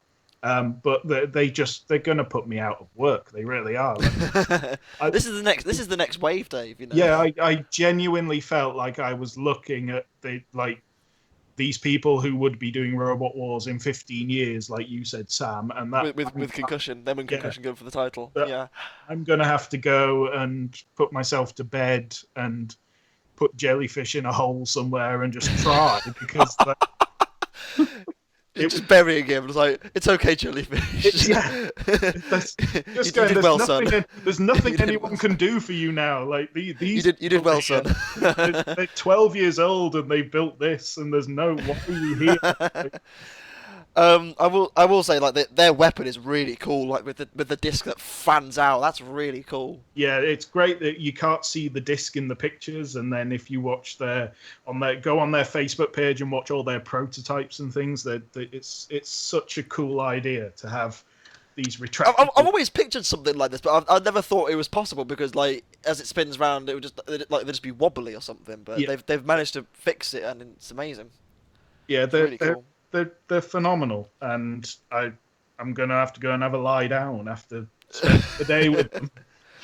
Oh dear. Our final competitor for this here is Heavy Metal, and a returning legend of Robot Wars from the days of Series 2, in fact. He goes that far back. John Denny is back with Heavy Metal. Oh, John Denny, you always make pretty robots. You made a zebra called Limpet. I never got that. 13. I love 13 Black. I think that's great. Just the crab walking made it brilliant. And now he's made like okay, wrestling fans. He's made the Bret Hart of robots here with this. It looks great. It honestly looks fantastic. It looks it's all, fantastic. yeah, it's all purple. Again, purple is power. Purple is power. And I like the wheelie big cheese-esque wheels. I think That's pretty cool. Yeah, I do like that. Dave, I'm sure you can tell us a lot more about Heavy Metal than what we know already. Yeah, because this is going to start to sound like a bit of a love-in, but I know John Denny very well. Yeah. Because you said that about everyone so far. Well, John and his son John. There's two of them. John Jr. John Denny Jr. is an autistic guy who is just he's so phenomenal at driving, and we competed a lot with John Senior. Built him a load of amp weights, and just found that he just found like he had this sort of symbiotic relationship where he didn't have to think. He could just make the robot do what he wanted it to, and he's such a good driver. And it was this series where John Senior decided that he was going to bring him on as part of the team, that he was ready to do the kind of TV aspect of Robot Wars. And he's such a phenomenal driver. You could give John Denny Jr. like any robot in that you could give him, a Jellyfish, and he'd probably win. He's that good. Heavy Metal, it's quite an old thing to explain. Basically, it has a 360-degree part in the middle that allows the wedge to lift up. So it pushes down on the ground, and then the entire front of the robot lifts up. Sort of like Medusa 2000, then. Yeah, but in 100 meters. A bit like QAD the Crusher from BattleBots. That's exactly what it's. QAD, or how do you bloody pronounce it? QAD, yeah, that thing. QAD the Crusher. Oh, God, the old BattleBots commentators. Again, it's something different. It's not really been seen before. But to be honest, if it was just a wedge without a weapon, John Denny Jr. would drive it well enough to probably win every trophy going. He's that good. Well, I'm gonna hold it to you on that point. It'll be out in round 1. Guaranteed now. Heat winners. Dave, we'll go to you first this time. Who do you think is going to win Heat in this heat? Well, this one's it's a big mishmash of things, kind of opposite from like the other heat was a big mishmash of possible heat winners. This one's harder to pin down. This one's kind of there's a lot of unknown here. There's a lot of new robots in this heat compared to every other one, I think. Yeah, and a lot of kind of ones that have gone away and come back with something much better, and it's hard to predict. But you can't mark down Thor. Like, if you put all 8 of those robots in a list, Thor just stands out. Yeah, Thor is the obvious answer, isn't it? I mean, it's hard. Again, you are right. It's hard to predict because a lot of them haven't been seen before and fought before. Yeah, so it's a more unpredictable heat, I think. But if Thor doesn't win it, something else must win it. I couldn't tell you what. I could not tell you what would win it if Thor wouldn't win it. So Thor's going to win for me. I have to agree with Dave on that one. I'm going for Thor. I wanted to say Eric, but obviously that didn't happen. Not already. Sorry, I would love to see Heavy Metal win though, because that robot looks. I was always a fan of QAD the Crusher in BattleBots. So now that I've seen pictures of it, but I wasn't told, or I didn't really tell what was the weapon was. Now I know that. I would love to see that ingenuity actually work well on camera. So yeah, I'd like to see it win, but I realistically I have to say Thor. I'm gonna go with Thor because I said they're gonna win the series, but I'm holding out, and I'm sure both of you two are as well. I think Foxic. It's time for retribution. It really is. I think it'll be Foxic in the Heat final if it works. If it works. On a purely personal note, I hope Foxic wins the whole damn series and puts to rest everything from last series. Yes. But and Craig can come in and be the nicest guy ever just to prove everybody wrong. He'd give everybody flowers and He's definitely tried his best with this series to readjust the balance of last series, and he's done I watched all of his interviews and his fights, and he's done such a good job, and he deserves all credit for it.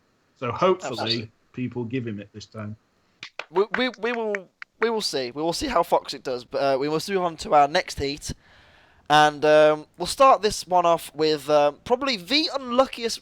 We've mentioned a couple of unlucky robots this from last series. This is my one, which I feel was the most unlucky last series.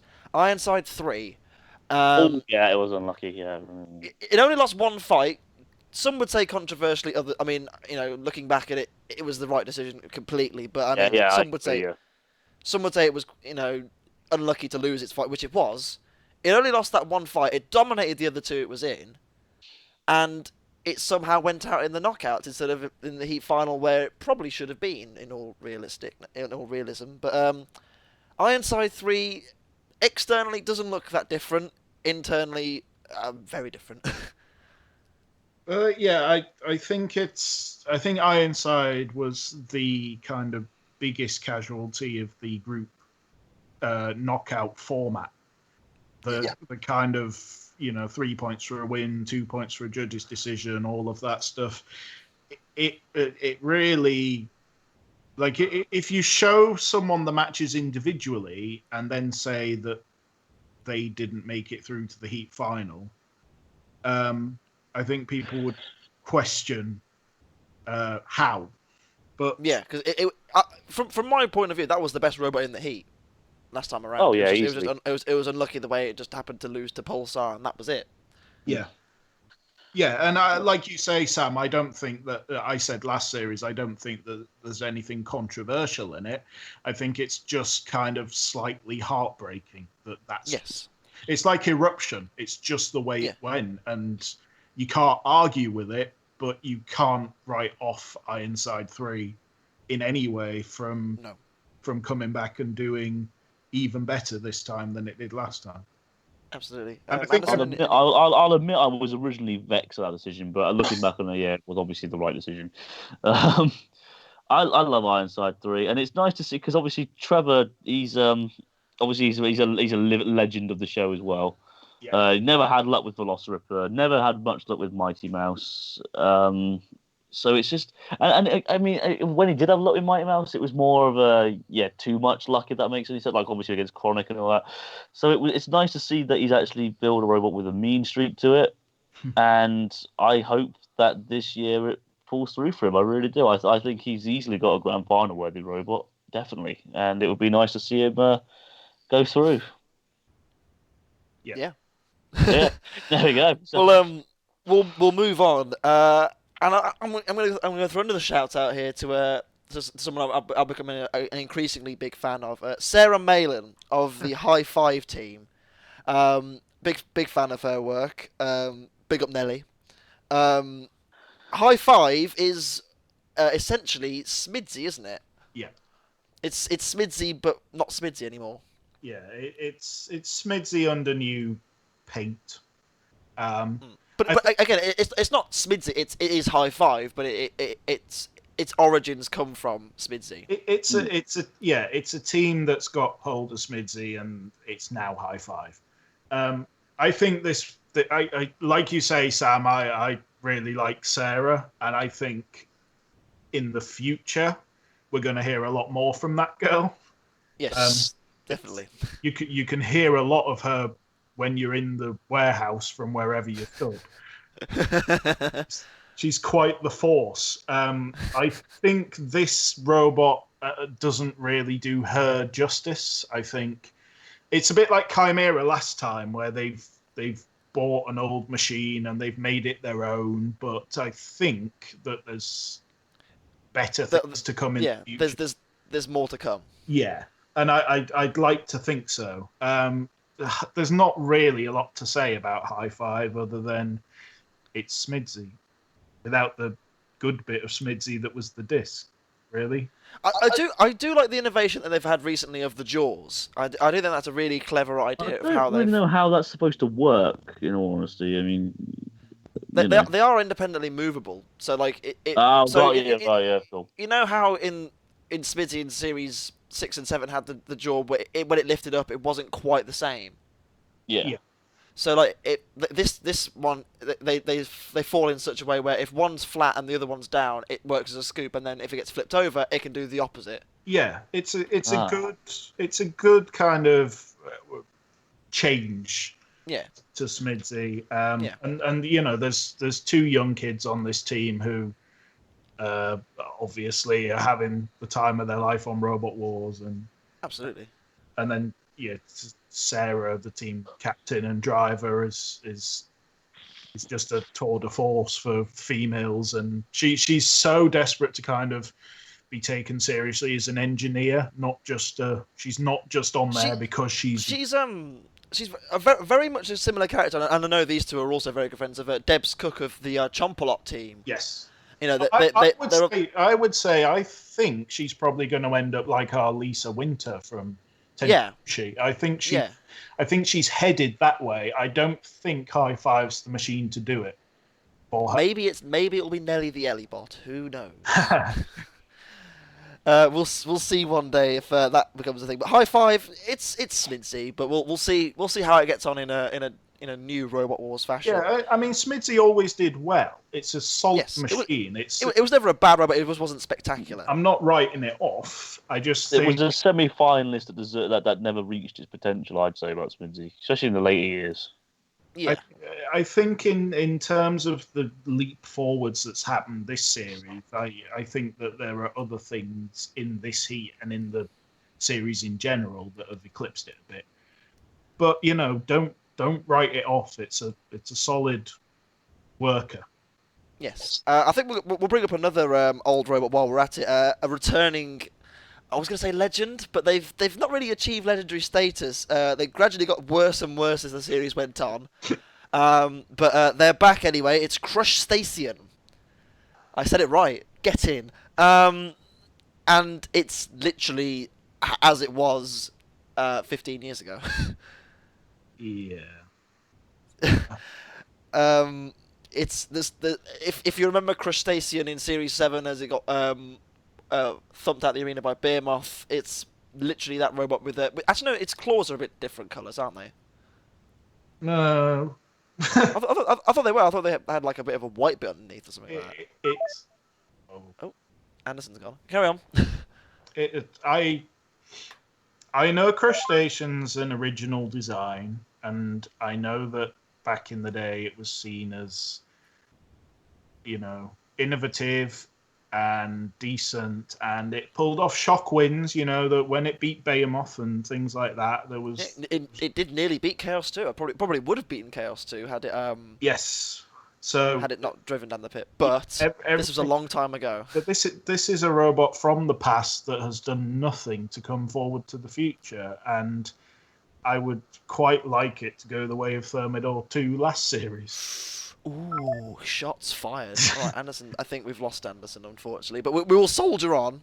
Yeah. We will soldier on and see if we can get him back at some point. Our next machine for this heat, we'll go on to another robot that you're a big fan of, Dave. You're a big fan. Last series of the Overdoser team, and I know fellow contributor to this podcast, James, is a huge fan of Memento Mori's works, and their new machine Worm has no MDF in it. Oh dear. Well, it's a robot. Yeah, they've built an actual. They've put their boat cabin at the side, and they've built a machine. And I think people watching last series and they saw Overdoser were never expecting that team to come back with anything, let alone something so kind of different. And they've actually done some building, and they have. It looks like it looks great. It looks absolutely great. Do you not think? I think it looks wonderful. I mean, there's a lot of robots this series compared to last series have made huge leaps forward. Overdoser to Worm for me is the biggest step. Like in terms, I know obviously from where they were starting from, it was like, you have to think about relative to everyone else. Yeah. You have to think that this is the biggest step forward of anyone. Yeah, Worm is still sort of amateur, but compared to Overdoser, it's high tech. Yeah, it's. I think the guys have done a phenomenal job with putting last series aside and actually having a go of it. And last series they built it in 3 weeks or whatever, and they'd never done anything before. They could have gone the way of Team Sweeney Todd and said, well, that's it. We've done Robot Wars with our bit, and we've made our mark, and we're going to go away and we'll do something else with our lives. But instead, they went away and built Worm, and Worm is just this sort of cross between Sewer Snake. Hey, what? Anderson. Sorry about that. What do you think of Crustacean's outdated. There you go. Happy days. Right. Worm. Hands and Mark 4 and Sewer Snake. Happy days. There we go. But fair play to them. It's definitely a sorry about that. It is definitely a what's the word I'm bloody looking for here? Upgrade to their previous robot, which, as Dara said, was a boat. It was a boat. So sorry about that. Technology is a whore. Right, let's continue. Let's ignore the fact that they were Overdoser last time. Yes. Do you do you rate Worm? Do you think it has a? Yeah, I do actually. I do. I like Worm a lot. I think it looks sleek. I like the design behind it. I will admit, like a guilty pleasure of mine is like I said earlier, like I like the idea of like a combination of good brute strength and a weapon. Mm-hmm. Like Hobgoblin, for example, is 4-wheel drive in that egg beater spinner. Cobra is like 4-wheel drive rammer with the claw. This is a 4-wheel drive robot with like the lifting wedge, and I think that it's like simple but effective, and I like it. It's sort of like, again, like Sewer Snake or Panzer Mark 4, where it just drives in and it gets that little bit of lift in. And okay, it's not a massive bit of lift, but because it's managed to just get their wheels off the ground, that's it. They've had it, and then they can just drive it around. And I think that's a really good way of doing it. It's simple but effective, and I like it. And as we've said already, You said, Dave, that they could have just walked away from Robot Wars and said that's it, that's enough. Yeah. You said last series on the podcast when we talked about Overdose, they went round all the teams and said, "Oh, how did you do this? How did you do that?" Mm-hmm. You can see there's a lot of lessons been learned, Yeah. and my hope is that we'll continue to see this team come back over and over again, and hopefully maybe one day we'll see them come back with an ultra competitive machine, and it's a nice thing to see a new team get the bug, so to speak. I'd like to compare it to recent BattleBots. Now, back in the day, back in the early series of televised BattleBots, there was a robot called Gnome 2. Yes. Kilohertz fought, and basically would drive forwards in a fight, get hit, and stop moving. And it was a fun robot, but it was completely useless. The guy from Gnome 2, in the latest series of BattleBots, built a robot called Red Devil. Yes. Which is the most gorgeous, intricate engineering tank with a saw blade. And it was effective. Yeah, absolutely. It pulled off a couple of major shock wins. So I'm hoping that's what I hope that Overdoser eventually ends up doing that. Doing a gnome stuff. I mean, I love the team. The team are absolutely phenomenal. They're top guys. They're so dry and sort of, and I think they secretly love watching their robot get smashed to bits last year. They loved last year. They loved that. They collected all of the crap people said on Twitter about them and proudly displayed it all over their page. They're proper dudes, but they're so sort of quiet and dry, and they're sort of Scottish. Very, very, very Scottish, and they're just a joy to talk to. And I know for a fact that the Worm team are one of the producers, the main producer, the head honcho. All hail. Mr. Andrew Robertson. Mr. Andrew Robertson absolutely loves this team. He is a good man. Is that why it's spelt the way it is? Because they're Scottish, so it's supposed to be pronounced Warm. Well, it's W-Y-R-M? That's what I said. I cannot say worm without going worm. Well. Wee worm. I wonder if it'll hit the ball and go wow. All right. Apparently, sorry, Roscoe, if you're watching. Apparently, it's a gaming thing. It is. I know the reference. Yeah, big up. Well done, Team Memento Mori. I'm proud of you guys. We'll move on to our next competitor, and I think we'll move on to Mayhem 2. Is that what it's called? No, it's not. It's Supernova. Supernova, an all-new robot from Supernova. Oh my god! It looks sexy, doesn't it? I mean, it looks beautiful. It really does. It does bear a striking resemblance to Mayhem from Series 7 of Robot Wars, but which is ironic because they fought each other.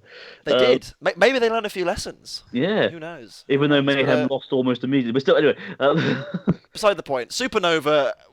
We know of the brilliance of Sir Embolendon. He builds destructive robots for fun. Yeah. Honestly, I'm really glad that they got a chance to come back and show us what they can really do nowadays. Instead of entering the old Supernova with a few upgrades. Well, I think Dave. Oh, sorry. Go on. I was going to ask because obviously, aesthetically, it looks a lot different. Obviously, the internal is obviously going to be a lot more different as well. Now, the thing that caught my attention really was the actual blade itself. It looks a lot thinner than the old one. Now, is that just because of the camera angle, or is that the actual case, and has it affected it at all? Or I think this is kind of make or break for Supernova, and I think what they've done. I mean, as you say, Sam, Suren builds horribly destructive robots. But he's always had a problem with maintaining to the end of a fight. Yes. If he can get the fight over with in 1 or 2 hits, he's grand. But as the fights wear on, Supernova, it was always the one where when the fight started, you'd go, well, he's got that sewn up. And then by the end of the fight, he'd lost. When it fought Behemoth. Well, but yeah, there's Behemoth, there's the Melee last series where it... Spawn again debacle. Oh, yeah. So don't get me started. Don't get me started on Series 6 Spawn again. Oh my god. So this is kind of the opposite of overdoes a worm. Like, we know Suren can wreck stuff. Can he keep his own robot in one piece this time? And I think rather than just taking the drive system and making it more reliable and turning it down a bit in order to do that, they've completely upgraded it. So this now runs on brushless motors for drive, and it's all very, very high tech. And the new spinner's even more scary than it was before. I mean, when the blade sheared off last series, he went, right, I have to start again. And Anderson, you say the blade looks thinner. I can assure you that blade is still as frightening as it was. Totally good. I wasn't like questioning it at all. I just wanted to just ask. I was trying to sound technical, but it kind of failed. But I agree with you. I think that's the thing with this team is you do not question that this robot is going to be horrible. It's going to wreck some lives. Whether it's then going to be able to survive and go all the way. I mean, I would love to see Supernova in the final. Oh, I would. It belongs there. Does it have the staying power to do so? We will see, I'm sure. What, I mean, I see it go against Crustacean, because that will be a rematch in itself. It will, yeah. I forgot about that. The third world championship. Yeah. So I mean, obviously, I still think Crustacean would lose, but that's just me. Sorry, Ian. I think the word is hope. Yeah. Yes. In fairness, I think we can all agree that this version of Supernova already looks like a giant step forward from the last one. Yeah. So we'll see how they got on. We'll move on to the other half of Team Danby from last series. Sam and Chris of Apex. Now that does look quite tasty. It does look tasty. I tell you what, I mean, it actually, because I saw a picture of it, and I don't want to keep making it sound like Roboteers are copying other robots' designs, because obviously it's just complete circumstance. I understand that, but it looks like, remember Mobot from Series 7? They all got flipped out by Thermidor in a matter of seconds. Yeah. Upside down. It looks like that, upside down on roids. Again, I hate to keep bringing roids into it, but it does. It looks just like it. Oh, but it looks, obviously, it's probably going to be competent, but honestly, it looks good. Can I tell my Apex story? Of course you can. Right, Apex. There were two machines this series where they were too frightened to test them in the test arena, and they had to be put into the main arena to do their safety check. I was actually in the crowd when they actually tested Apex in the big boy arena. Yeah. Yeah. So the other one was Expulsion, but they were more worried that the retractable blades might come off, and therefore, it was a safety check, so that they don't know the machines, and they were more worried that if a blade accidentally came off, that the test arena might not be able to contain it as well as the main arena. So that made sense. Apex was put into the main arena to do testing because everybody was frightened that it would just cause a nuclear apocalypse. Like, they thought that the bar is longer than my leg. It's a big machine. And you're a tall lad, aren't you, Dave? I mean, you're not short. I mean, you're quite tall. I'm like 6'2" or something. Oh, jeez. It's like they've gone. There's a lot of spinners this series, so let's just build one that's ridiculous. Like it's almost kind of. It's almost silly. Yeah, it's silly. It's silly and ridiculous, and it's either going to explode or, everyone's going to have to clear out whilst the arena is put on lockdown, and this thing's going to explode. It's going to explode the arena. Yeah, I think Apex is like Trump having his finger on the nuclear button.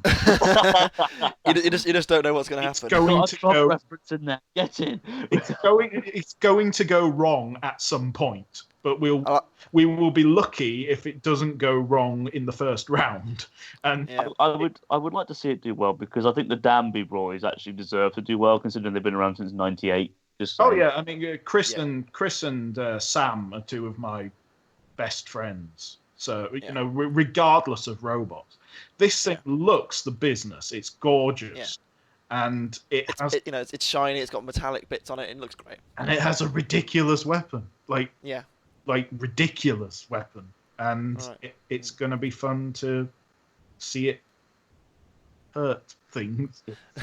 After that alternative robot, we're going to go on to another one, and we'll go for another robot where there's so many unnecessary details. It's all completely unneeded. But Pulsar is obviously the grand finals from last series, reimagined, and there's one thing I want to discuss about that before anything else. There's a shot of it. I know Ellis uploaded his CAD bits on his page. I'm going to see if I'll use one of them. But on one of the housing for the batteries inside the robot, he's engraved the name. He's engraved Pulsar into all the bits inside. No one's going to see that. Yes, it's going to be covered by armor. But Sam, it's there, and this is what's wonderful about Ellis is that Ellis is like the polar opposite of me for Robot Wars. He puts things in there for absolutely no reason whatsoever. Well, you're not going to see Rapids inside when it faces Carbide, but you're still excited about them, aren't you? Yeah, Rapid, and Pulsar are cut of the very same cloth. And I know Ellis. He retweeted Josh's tweet about Rapid's entry, and how he thought it was filth inside as well, like we all did. Ellis to me is like if I made a film, it would go on YouTube. If Ellis made a film, it would win an Oscar. He is just he's like the Steven Spielberg of Robot Wars. He's just the Alfred Hitchcock. What he does like it. When he put his CAD picture up, it didn't just get the attention of Robot Wars fans. This thing could go up in an art gallery. And he doesn't make robots. He makes works of art. That is what he does. And art's first, robot combat second, stilts third. He got a message from Mark Thorpe, who's the guy who invented Robot Wars, saying how nice his CAD is, and you can see it on his page. He just says. He says that's a nice looking thing, and that's what Ellis is all about. Whether the fights for him are almost immaterial. It's about designing something to the letter that is designed to win those fights. After that, he goes and has fun with the rest of us, and he might get smashed up, and he enjoys all that kind of thrill of it. But I think the obsession for Ellis comes from the design work, and if like Anderson say, bring back the awards, Ellis would win Best Design Award from every year. Like nobody could match it. It's just like mind-boggling.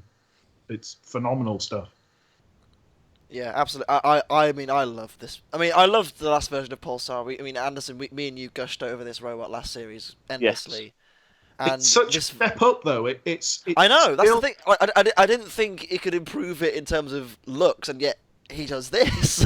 It's still Pulsar. It's still got Ellis all over it. It's just nobody else could have built it. But it's Pulsar Plus. Yeah, and the little self-writer on the back is absolutely... Yeah. It's just... Yeah. It's all unnecessary, but it's there. It's a wonderful robot, and I love Pulsar. Can it win? Can it do well in battle? Well, if it can be reliable, then yes, I think it does have a strong chance. But I know the drum's a lot bigger. Yeah, the drum's even bigger.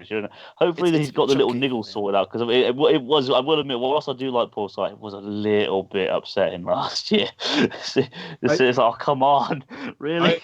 Knowing Ellis as I do, I don't think he would have taken on such a mammoth redesign task without first dealing with the basic issue of Pulsar. I don't think he's doing what Draven do. I think he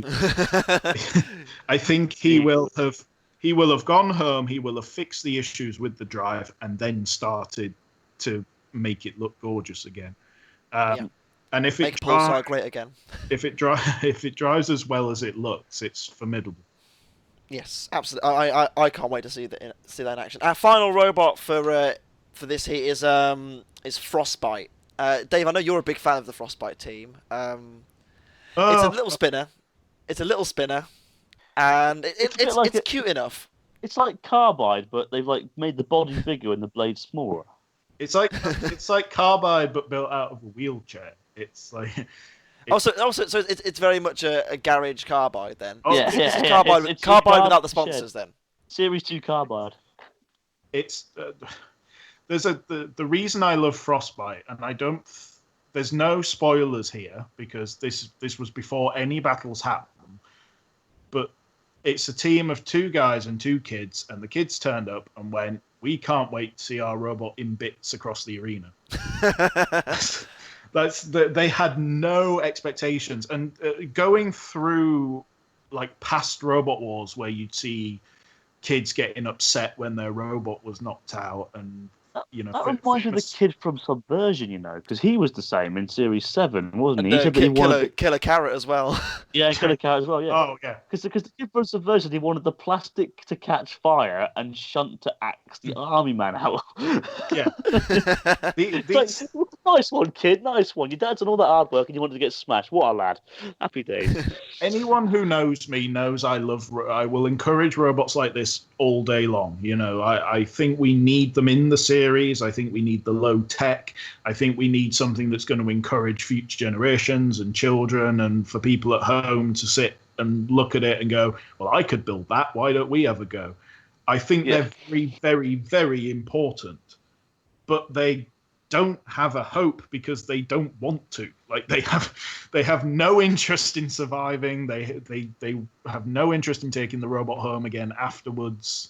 They want to go and tell their friends, "Oh, we fought Carbide and we came out, in a bin bag." Yeah, exactly. And why? Yeah. And they remind me a bit, actually, of the Christmas special where you had Neil Oliver's kids, who, were going to do everything that they could to win, but they weren't upset when they lost or damaged or anything. They know what Robot Wars is, and they know that we build a robot and then it might get wrecked, and they're completely fine with that. And that's the point. Yeah. Yeah. And that's why I love that team. I love that team so much because they It's like when we sit at home and we watch it and we go, we haven't had to go through the pain of building the machine. So when you see one get flattened like Robogeddon, you think it's hilarious. They're doing that even though they've built the damn thing, and I think that's wonderful. That's the whole point, isn't it? Another kid I like was that Dominic kid from the Rottweiler boys in Series 2. Dominic. He's still kicking about. He's he is. Well, yeah, because I was going to say, because me and Jay, because I joined James for his Robot Wars episode reviews from the classic series, and we did Rottweiler's Heat, and he actually commented on the video, and he didn't have to do this, but in his, in his out of his own time, he put, oh good lord, at least a 15-paragraph comment about his experience of Robot Wars and what happened, and I just think that's absolutely incredible. Yeah, he took time out of his day to just do that. I mean, fair play to the guy. I met Dom at a Antweight event, and I made someone take a picture of me with him. And he was quite embarrassed. He was like, "Well, why?" And I was like, "Because when I was your age, you were the one who was on Robot Wars, who made me go, he's my age and he's on Robot Wars. Why can't I do it?" Yeah. So I have this picture of me with Dom. And he's completely bemused, bless him, by this kind of lunking guy coming up to him and going, "I want a picture with you." But it's such a nice guy.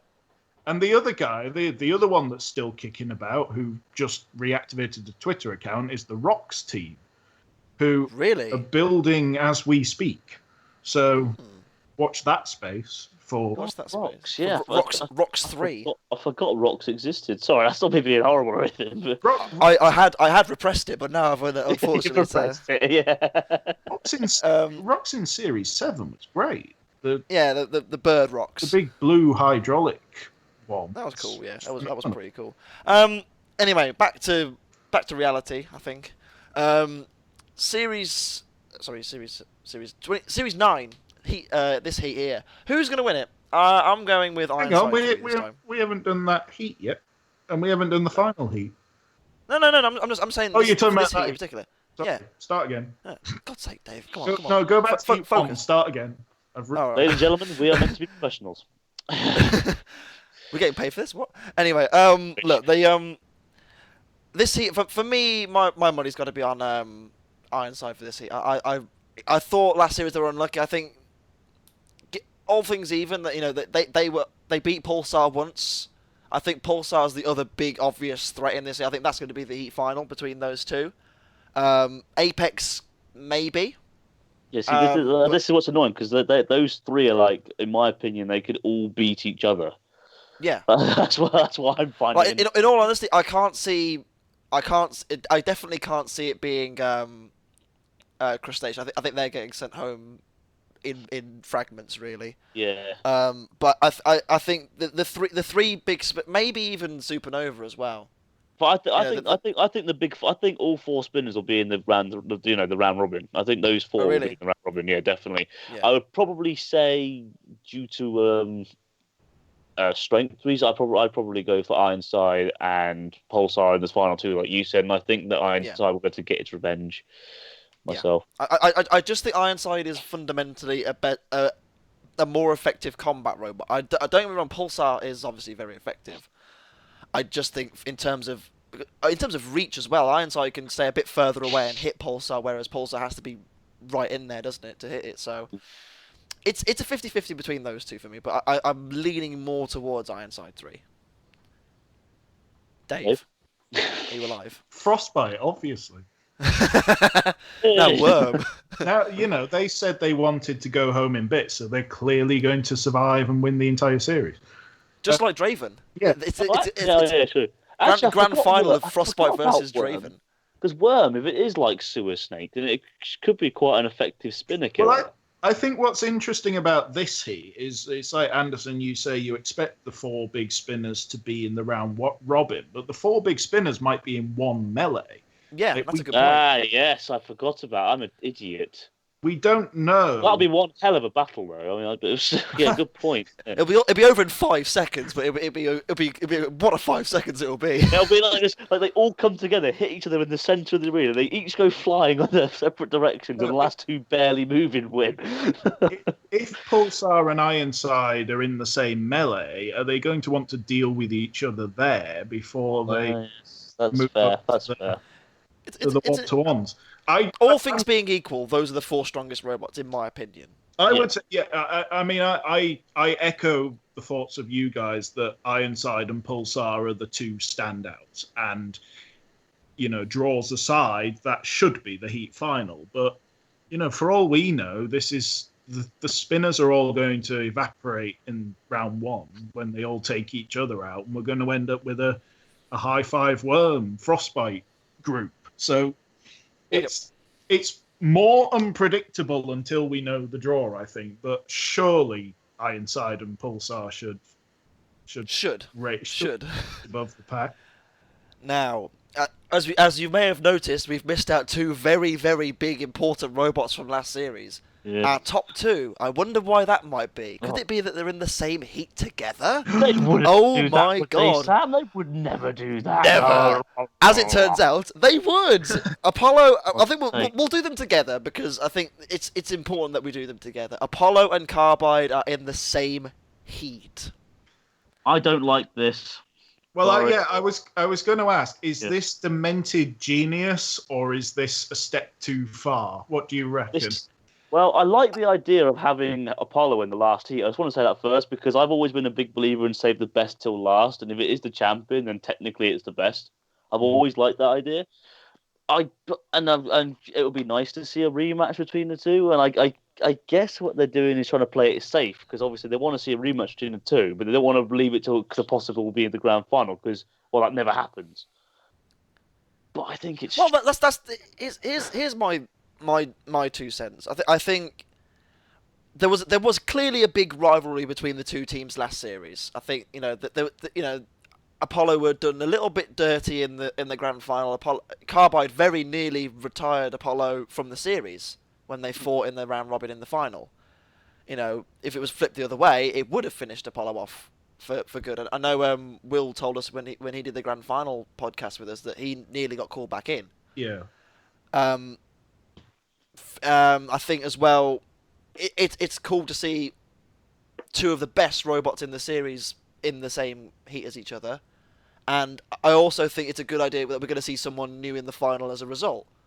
You know, we're not going to see, because I think realistically, looking at all the robots in the series, I do think that Apollo and Carbide, realistically, they could have made the final two again. Yeah.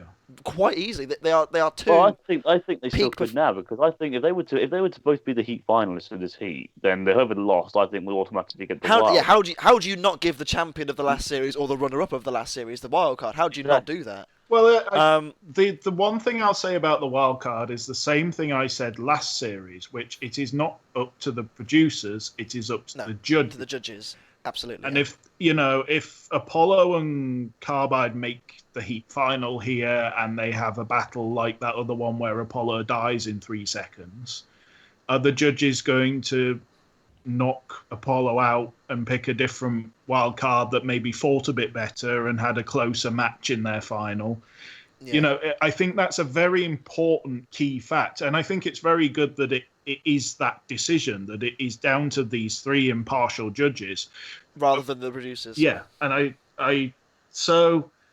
but do I? What do you think? I mean, I think me and Anderson agreed that like it's a nice idea. It's got its peaks, but it is also a bit. I think it's a bit too. I think it's a bit too much. I don't think that these two should be in the same heat purely because of the fact that they were so established. I think they should. If they are truly the 2 best machines again, they would surely make the final together, and then therefore they clearly deserve to be 1 and 2, don't they? But what do you think, Dave? What's your thoughts? Well, because these series are a bit shorter. Yes. Like, we have 5 heats and a wild card and then the final. That's all we've been given again. It's through no fault of anyone. We'd all love to see more Robot Wars, but this is what we've got. Damn you, Bake Off! So if you have, say... Brexit. If you have, say, 1 finalist from last time in every one of those heats, plus the wild card in one of those heats too, then you run the risk of having the same 5-6 finalists that you had last series. Yes. So, now, do I think it should have been the top 2 who got put in the same heat? Probably not. Not personally. I think they could have mixed up some of the other guys and, put, I don't know, Pulsar in with that. I was going to say, I'd have put Pulsar and Aftershock together, then have the other 4 elsewhere. So do I necessarily agree with the top 2? Not really. But I can see why it was done. I can see why it was done completely. It's, there was nothing in the contracts or anything to say that the draw for this series, they could have put all bloody 6 finalists in the same heat. If that would have been something. There was nothing to say that they wouldn't. So I don't know if it may annoy the purists a bit more, but I think in terms of general entertainment, people, and the fact that it's the last heat as well, as Anderson said, people are all the way through. If they haven't looked at the website and they haven't listened to your fine work on these podcasts, they the majority, you flatter me. The majority of people who watch this series do not know what's coming next week. Yeah. And if you get to Heat 4 and you've got next week, there is the final place of the fight to decide who... Everyone's going to say, where's Carbide, where's Apollo? Yeah, exactly. So I think from a televisual aspect, it works very, very well.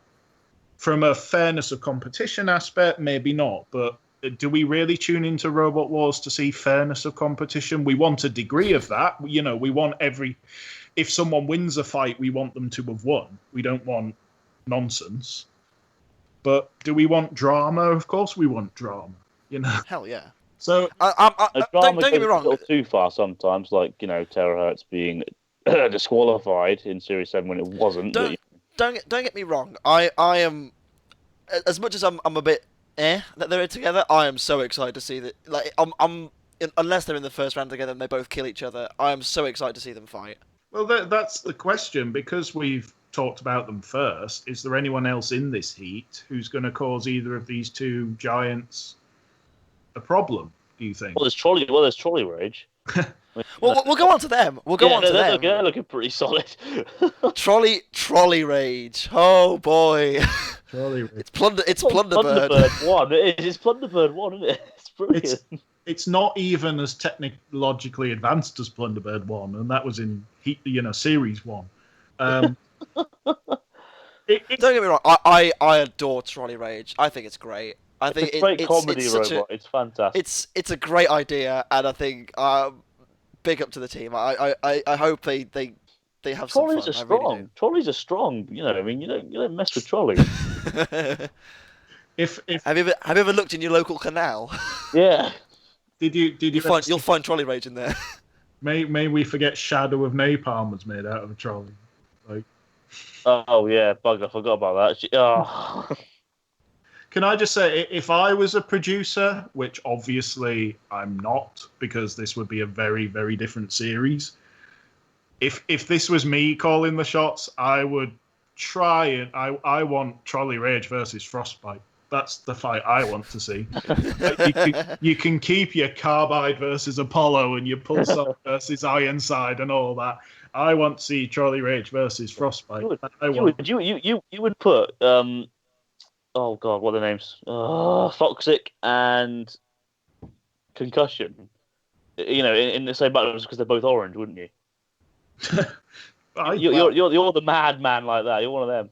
If you like, I'm one of the biggest fans of this sport. That there are loads of us. We're all equal in terms of fanship. But if you want a truly unpredictable fight where you cannot call who is going to win, Trolley Rage versus Frostbite.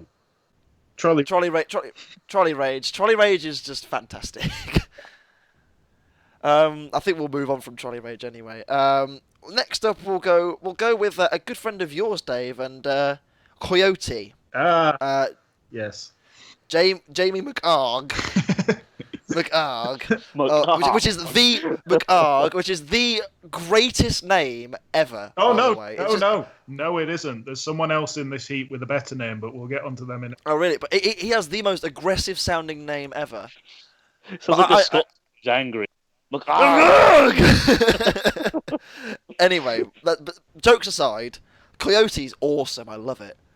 It has this huge, great crushing jaw and a chainsaw. Why not? I'll tell you what, right? I was so happy when I found out I had a chainsaw on it, because I mean that is just retro as it gets. The only thing that they could possibly bring in as more retro than that is having literally a tractor with a spike.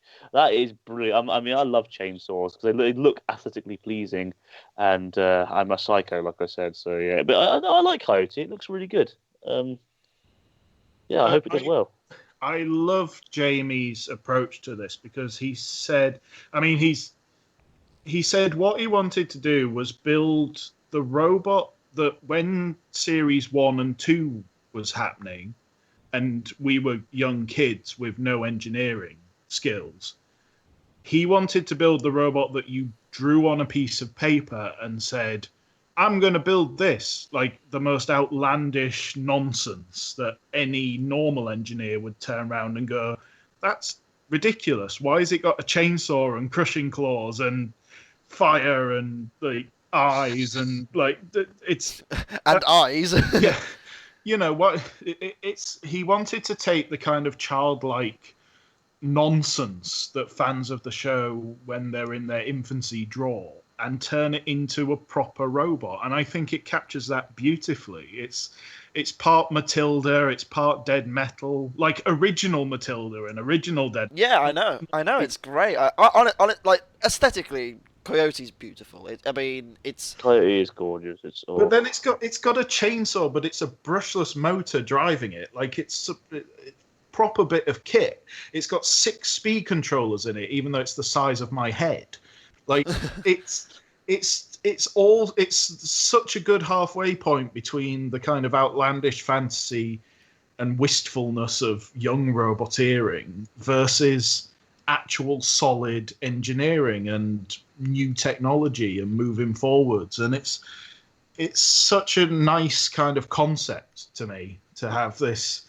Yeah. It's almost it's a bit like that website that takes children's drawings of their invisible friends and makes them into real cuddly toys. It's that. That's really cool. It's such a nice way to look at it. Yeah. And this team, Jamie's one of. We can talk about Jamie all day long, but this team has a proper grafter who is a woman, and they are always worth mentioning. Does he take requests?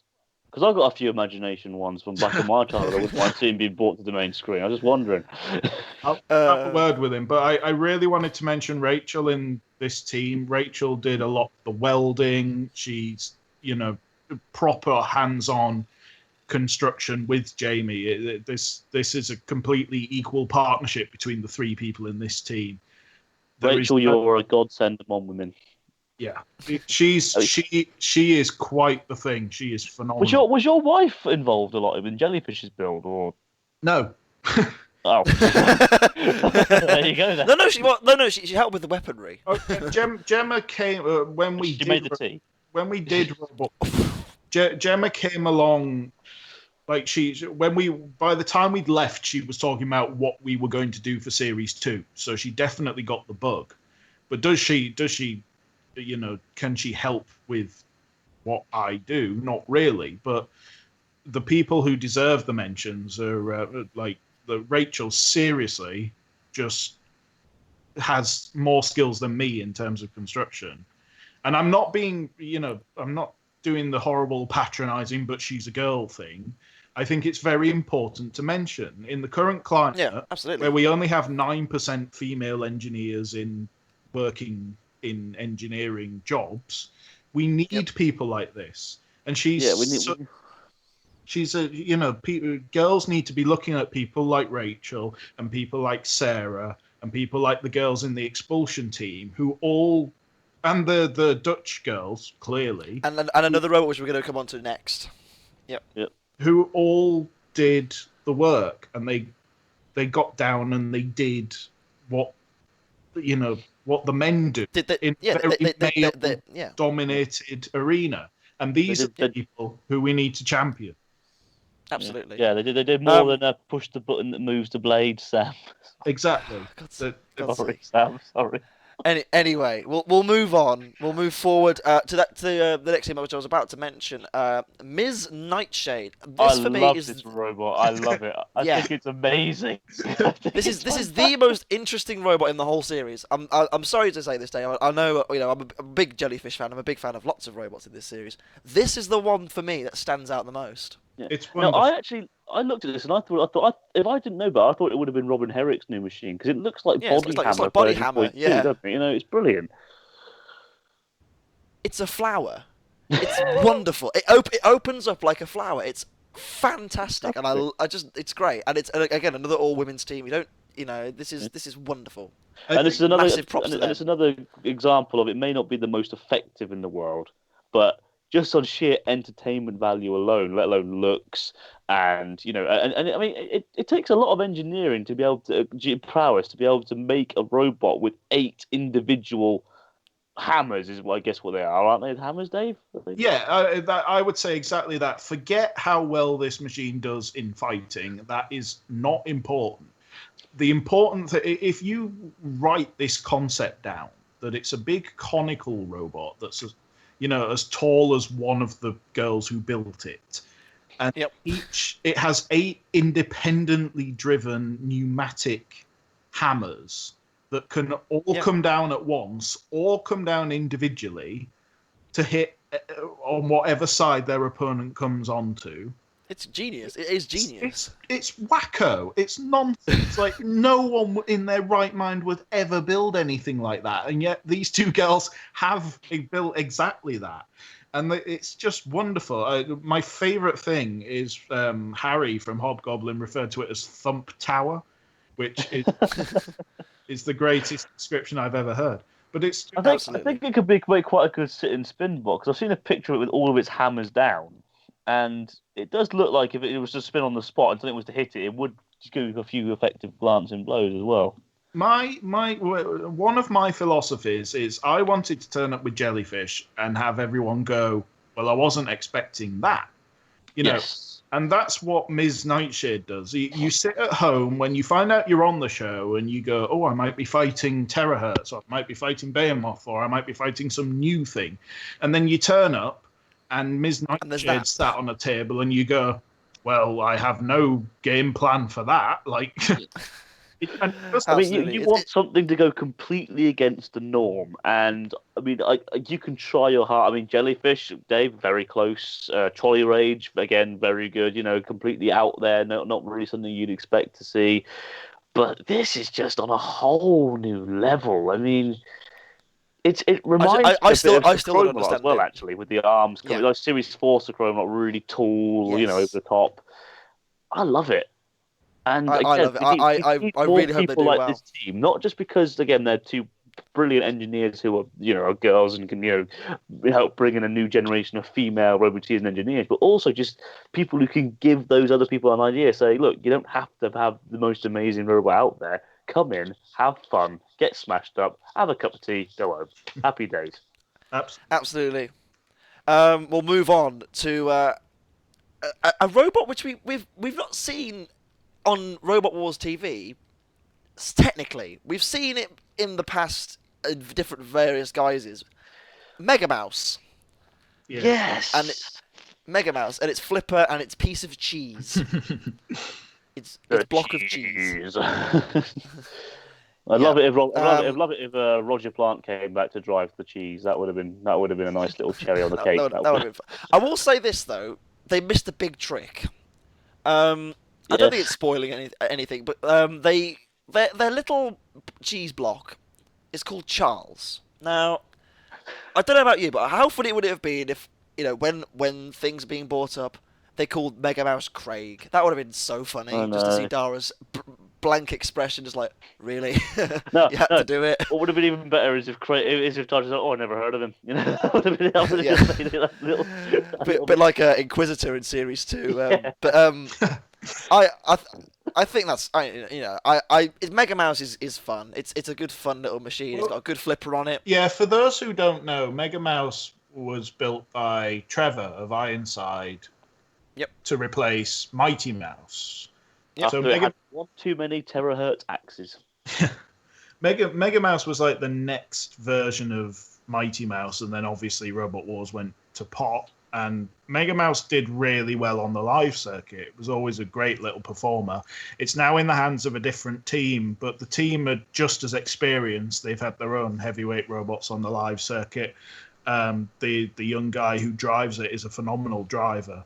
Some of the robots they had on the live circuit, just out of curiosity? They were Team Tilly. So they yes, of course. They've had all sorts of featherweight and heavyweight entries over the years. I take it they're not the same team as Lamsey though, because they bought Tilly off of the Lamsey team, I guess, and then I can't remember where it all started. They got U2. I think that might be what you're thinking of. Yeah, they bought U2 and then they made Tilly U2 Evo and then but they've had their own robots too, and they also they take charge of the original featherweight Ironside as well, just to so they're big friends with Trevor. But just because they're using his machine doesn't mean that they're not. They're a very good team. Like, everybody knows them on the live circuit. And Mega Mouse was always underrated because it's a big mouse robot and it looks like it's comical, but the flipper on it's full pressure. It's very, very hard to sort of roll over. It's quite narrow. It's quite hard to get hold of, much like later versions of Velociraptor always were. So it's a bit like Robo Chicken in a way, like a sort of powerful comedy robot. Yeah, very powerful. So don't write it up now. I don't know if it's going to trouble the likes of Apollo and Carbide, but I wouldn't write it off just because it's a mouse. Absolutely, like a mouse for champ. Well, you heard it here first. We'll move on to Rusty. Rusty. I'm assuming this is the guy with the really scary name, Dave. No. No. No. Okay. Well, carrying on. Oh Rusty no, is not a scary name. There's a guy who has the best name for robot combat ever coming up. All right. All right. We'll get to Rusty. Used to be Seros. Yes. I was going to say, did this used to be because I didn't actually know that, but it looks a lot like the new version of Seros that was meant to happen in Series 8, which didn't happen in the end until several years later. But new non kind of rhinoceros version of Seros has been on the live circuit, and it is Rusty basically, and it's now Rusty. So there is, there's pedigree there certainly. It's orange. It's orange. It's orange. It's Rusty. It's got one of those basic names as well. It's like you have Blade or Spike, Rusty. You sort of, I mean, I like. For God's sake, it's another one of those. It's quite a basic robot. It is quite a basic robot. The flipper. There's nothing particularly amazing about it. It's not it's not rapid levels of engineering, but I think that's solid. why it was accepted for the show, because it's just so unnoteworthy. Like it became noteworthy. It's the standard. It's the standard robot. Anyway, I'm gonna give every single wiki writer their wildest dreams. Dave, who else did this team produce? Oh, here we go. Right, so Rusty is owned by Clydebank College in Scotland, who also put up a robot called Clydebank Built, which is the oddest name for a robot I think I've come across. I still can't quite. My head sort of breaks when I go. I cannot imagine the announcer going from Clydebank in Scotland, Clydebank Built. It's Jonathan Pierce is going, oh, Clydebank Built. No. But for that reason, I love it. I love the name because it's just it's something. It doesn't quite sit right with me, and I like things that do that. Absolutely, and of course that was. But that Pod. Last series that was Pod, and now this series it was Reserve again, and it was Clydebank Built. So there you go. We've revealed a reserve for everyone. I hope you're happy. We did it. Pod looked quite good, actually, didn't it? It was just a shame it didn't work. This is the only reason you get me on this show, isn't it? To reveal these. No, to wind up the wiki guys. That's what it is. I'm a wiki guy. I'm a wiki guy, boy. No, but you're okay. Our final robot to discuss on this series is a robot that I think we're all quite big fans of. Crackers and Smash. Yay! It's a clusterbot. It's the first clusterbot since. I still think they missed the Chucky. They should have called it Mince and Mash. But that's just me. Maybe next time. Well, but this is the guy who has the best name for robot combat ever. Which is the captain of Crackers and Smash is called Alex Botright. I love it. And what does Botright? Builder of robots, essentially. Like you could not make this up.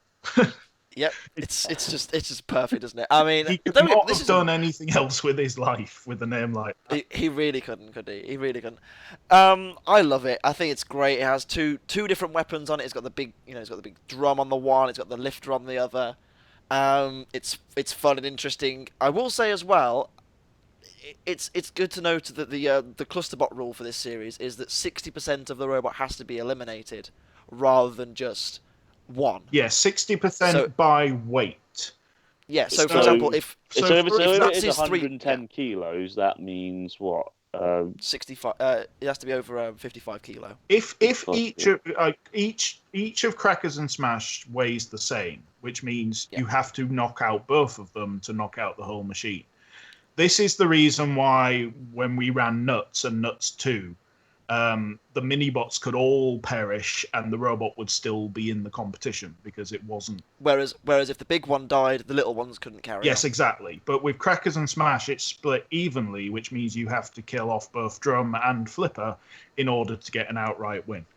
This, to me, it's an immensely exciting prospect to have a proper cluster bot in the series, but one... Yeah, it's the classic one, isn't it? It's, both even halves sort of thing. Yeah, but it's also with the new set of rules. So there's the new clusterbot rule, which is 60%. and then there's this new like drive. Like these small robots can each push a heavyweight on their own because technology has come so far. Absolutely. I still worry slightly about weight. I think when you have a robot at 60, I mean, you saw what Apollo could do to Sweeney Todd last series, for example. Yes, So, good point. It is a good point to read. So what also- Apollo could do to Dead Metal last series, and that's a lot heavier. Yeah, exactly. It does boggle my head slightly that each half of Crackers and Smash weighs more than Sweeney Todd. But we were. I know, So- that's amazing. Isn't it? But yes, I think so that- weight-wise, can they have the power to push another heavyweight on their own, but can they survive the absolute brutal power of something like Carbide or Apollo? You know, I've always seen clusterbots as a nice idea, but never effective. Hard to for that execute. reason. Yeah, hard to execute because of that exact reason. I mean, Yeah. you're always going to be. I mean, yeah, you may have the double advantage, but there's a reason why Gemini lost so many times. It's just because of the fact that, okay, yeah, there was They the were- 1/2 mobilized rule, but also they were outmatched by. All you have to They do lost is just, to Napalm. Come on. yes. All you have to do is just single on 1/2, and the minute you got that out of the way, you can go for the other half. Absolutely. is I will- Crackers and Smash the cluster that's going to prove that there is a way forward for this? Possibly. I mean, Form of it's certainly got potential. I mean, as you we've discussed endlessly on various things on talking to each other. But I think you mentioned before that with the right power, a featherweight could push a heavyweight around. Yeah, it's one of the reasons why there are rules in place at the moment for discs. The spinning discs have to be able to spin down in a certain amount of time, and there's power to weight rules and things like that. And it's because they were frightened that someone would take a featherweight and stick 70 kilos of spinning disc on it and make it That'd be into fun, a wouldn't it? heavyweight, because all it would have to do is move its own disc. It wouldn't have to, Which it could do. which it could now do. Like there's still plans to make the mini bots from Nuts be able to each push a heavyweight about. That was the Which is original crazy. idea of them, and it's perfectly possible with modern day kit. And Crackers and Smash, it runs on brushless motors. They're very compact little machines. They're immensely tough. Like they're all solid one-piece shells and things. So if anything is going to survive, they will. But whether they can survive they may survive the impact of a big hit, but whether they can survive themselves, And do something about it. without the kind of link falling out or the inside sort of just vaporizing because they don't have the weight behind them. I think it's immensely interesting to see. It's almost a shame that they're in this heat with Apollo and Carbide. Well, I was going to say, I was going to wrap up this heat just about now. I mean, who do we think is going to win this heat? I mean, David, we'll start with you. Who do you think is going to win this heat? Well, Who did you think would win this heat even? everyone wants Apollo and Carbide in the heat final. Well, everyone wanted to see that rematch, and Yes. I don't think there's much in this heat that can trouble either one of them. And then it kind of, maybe Crackers and Smash, if it depends on how it functions. well, against yeah, them, I mean, but- Crackers and Smash is very nice, and Coyote is very nice, and Mega Mouse is very proven. So maybe we're in for a big upset, and that would be even more revolutionary, But my heart's always said before the heat, when I saw the lineup, but before the battles had happened, that Carbide and Apollo would be in the heat final. And then it becomes really muddy because they're all kind of 1-1, and Carbide. Well, yeah, this is the thing that Carbide could well beat Apollo like it did in the grand final the first time, or Apollo could stop Carbide from functioning. Yeah, Really. I think that this, I think Carbide's a bit of a beast. I think it showed it was a beast last time, but I still don't really think we scratched the surface. The only thing, There's more there. especially in the early rounds, like the Terahertz and Behemoth fights were a bit underwhelming.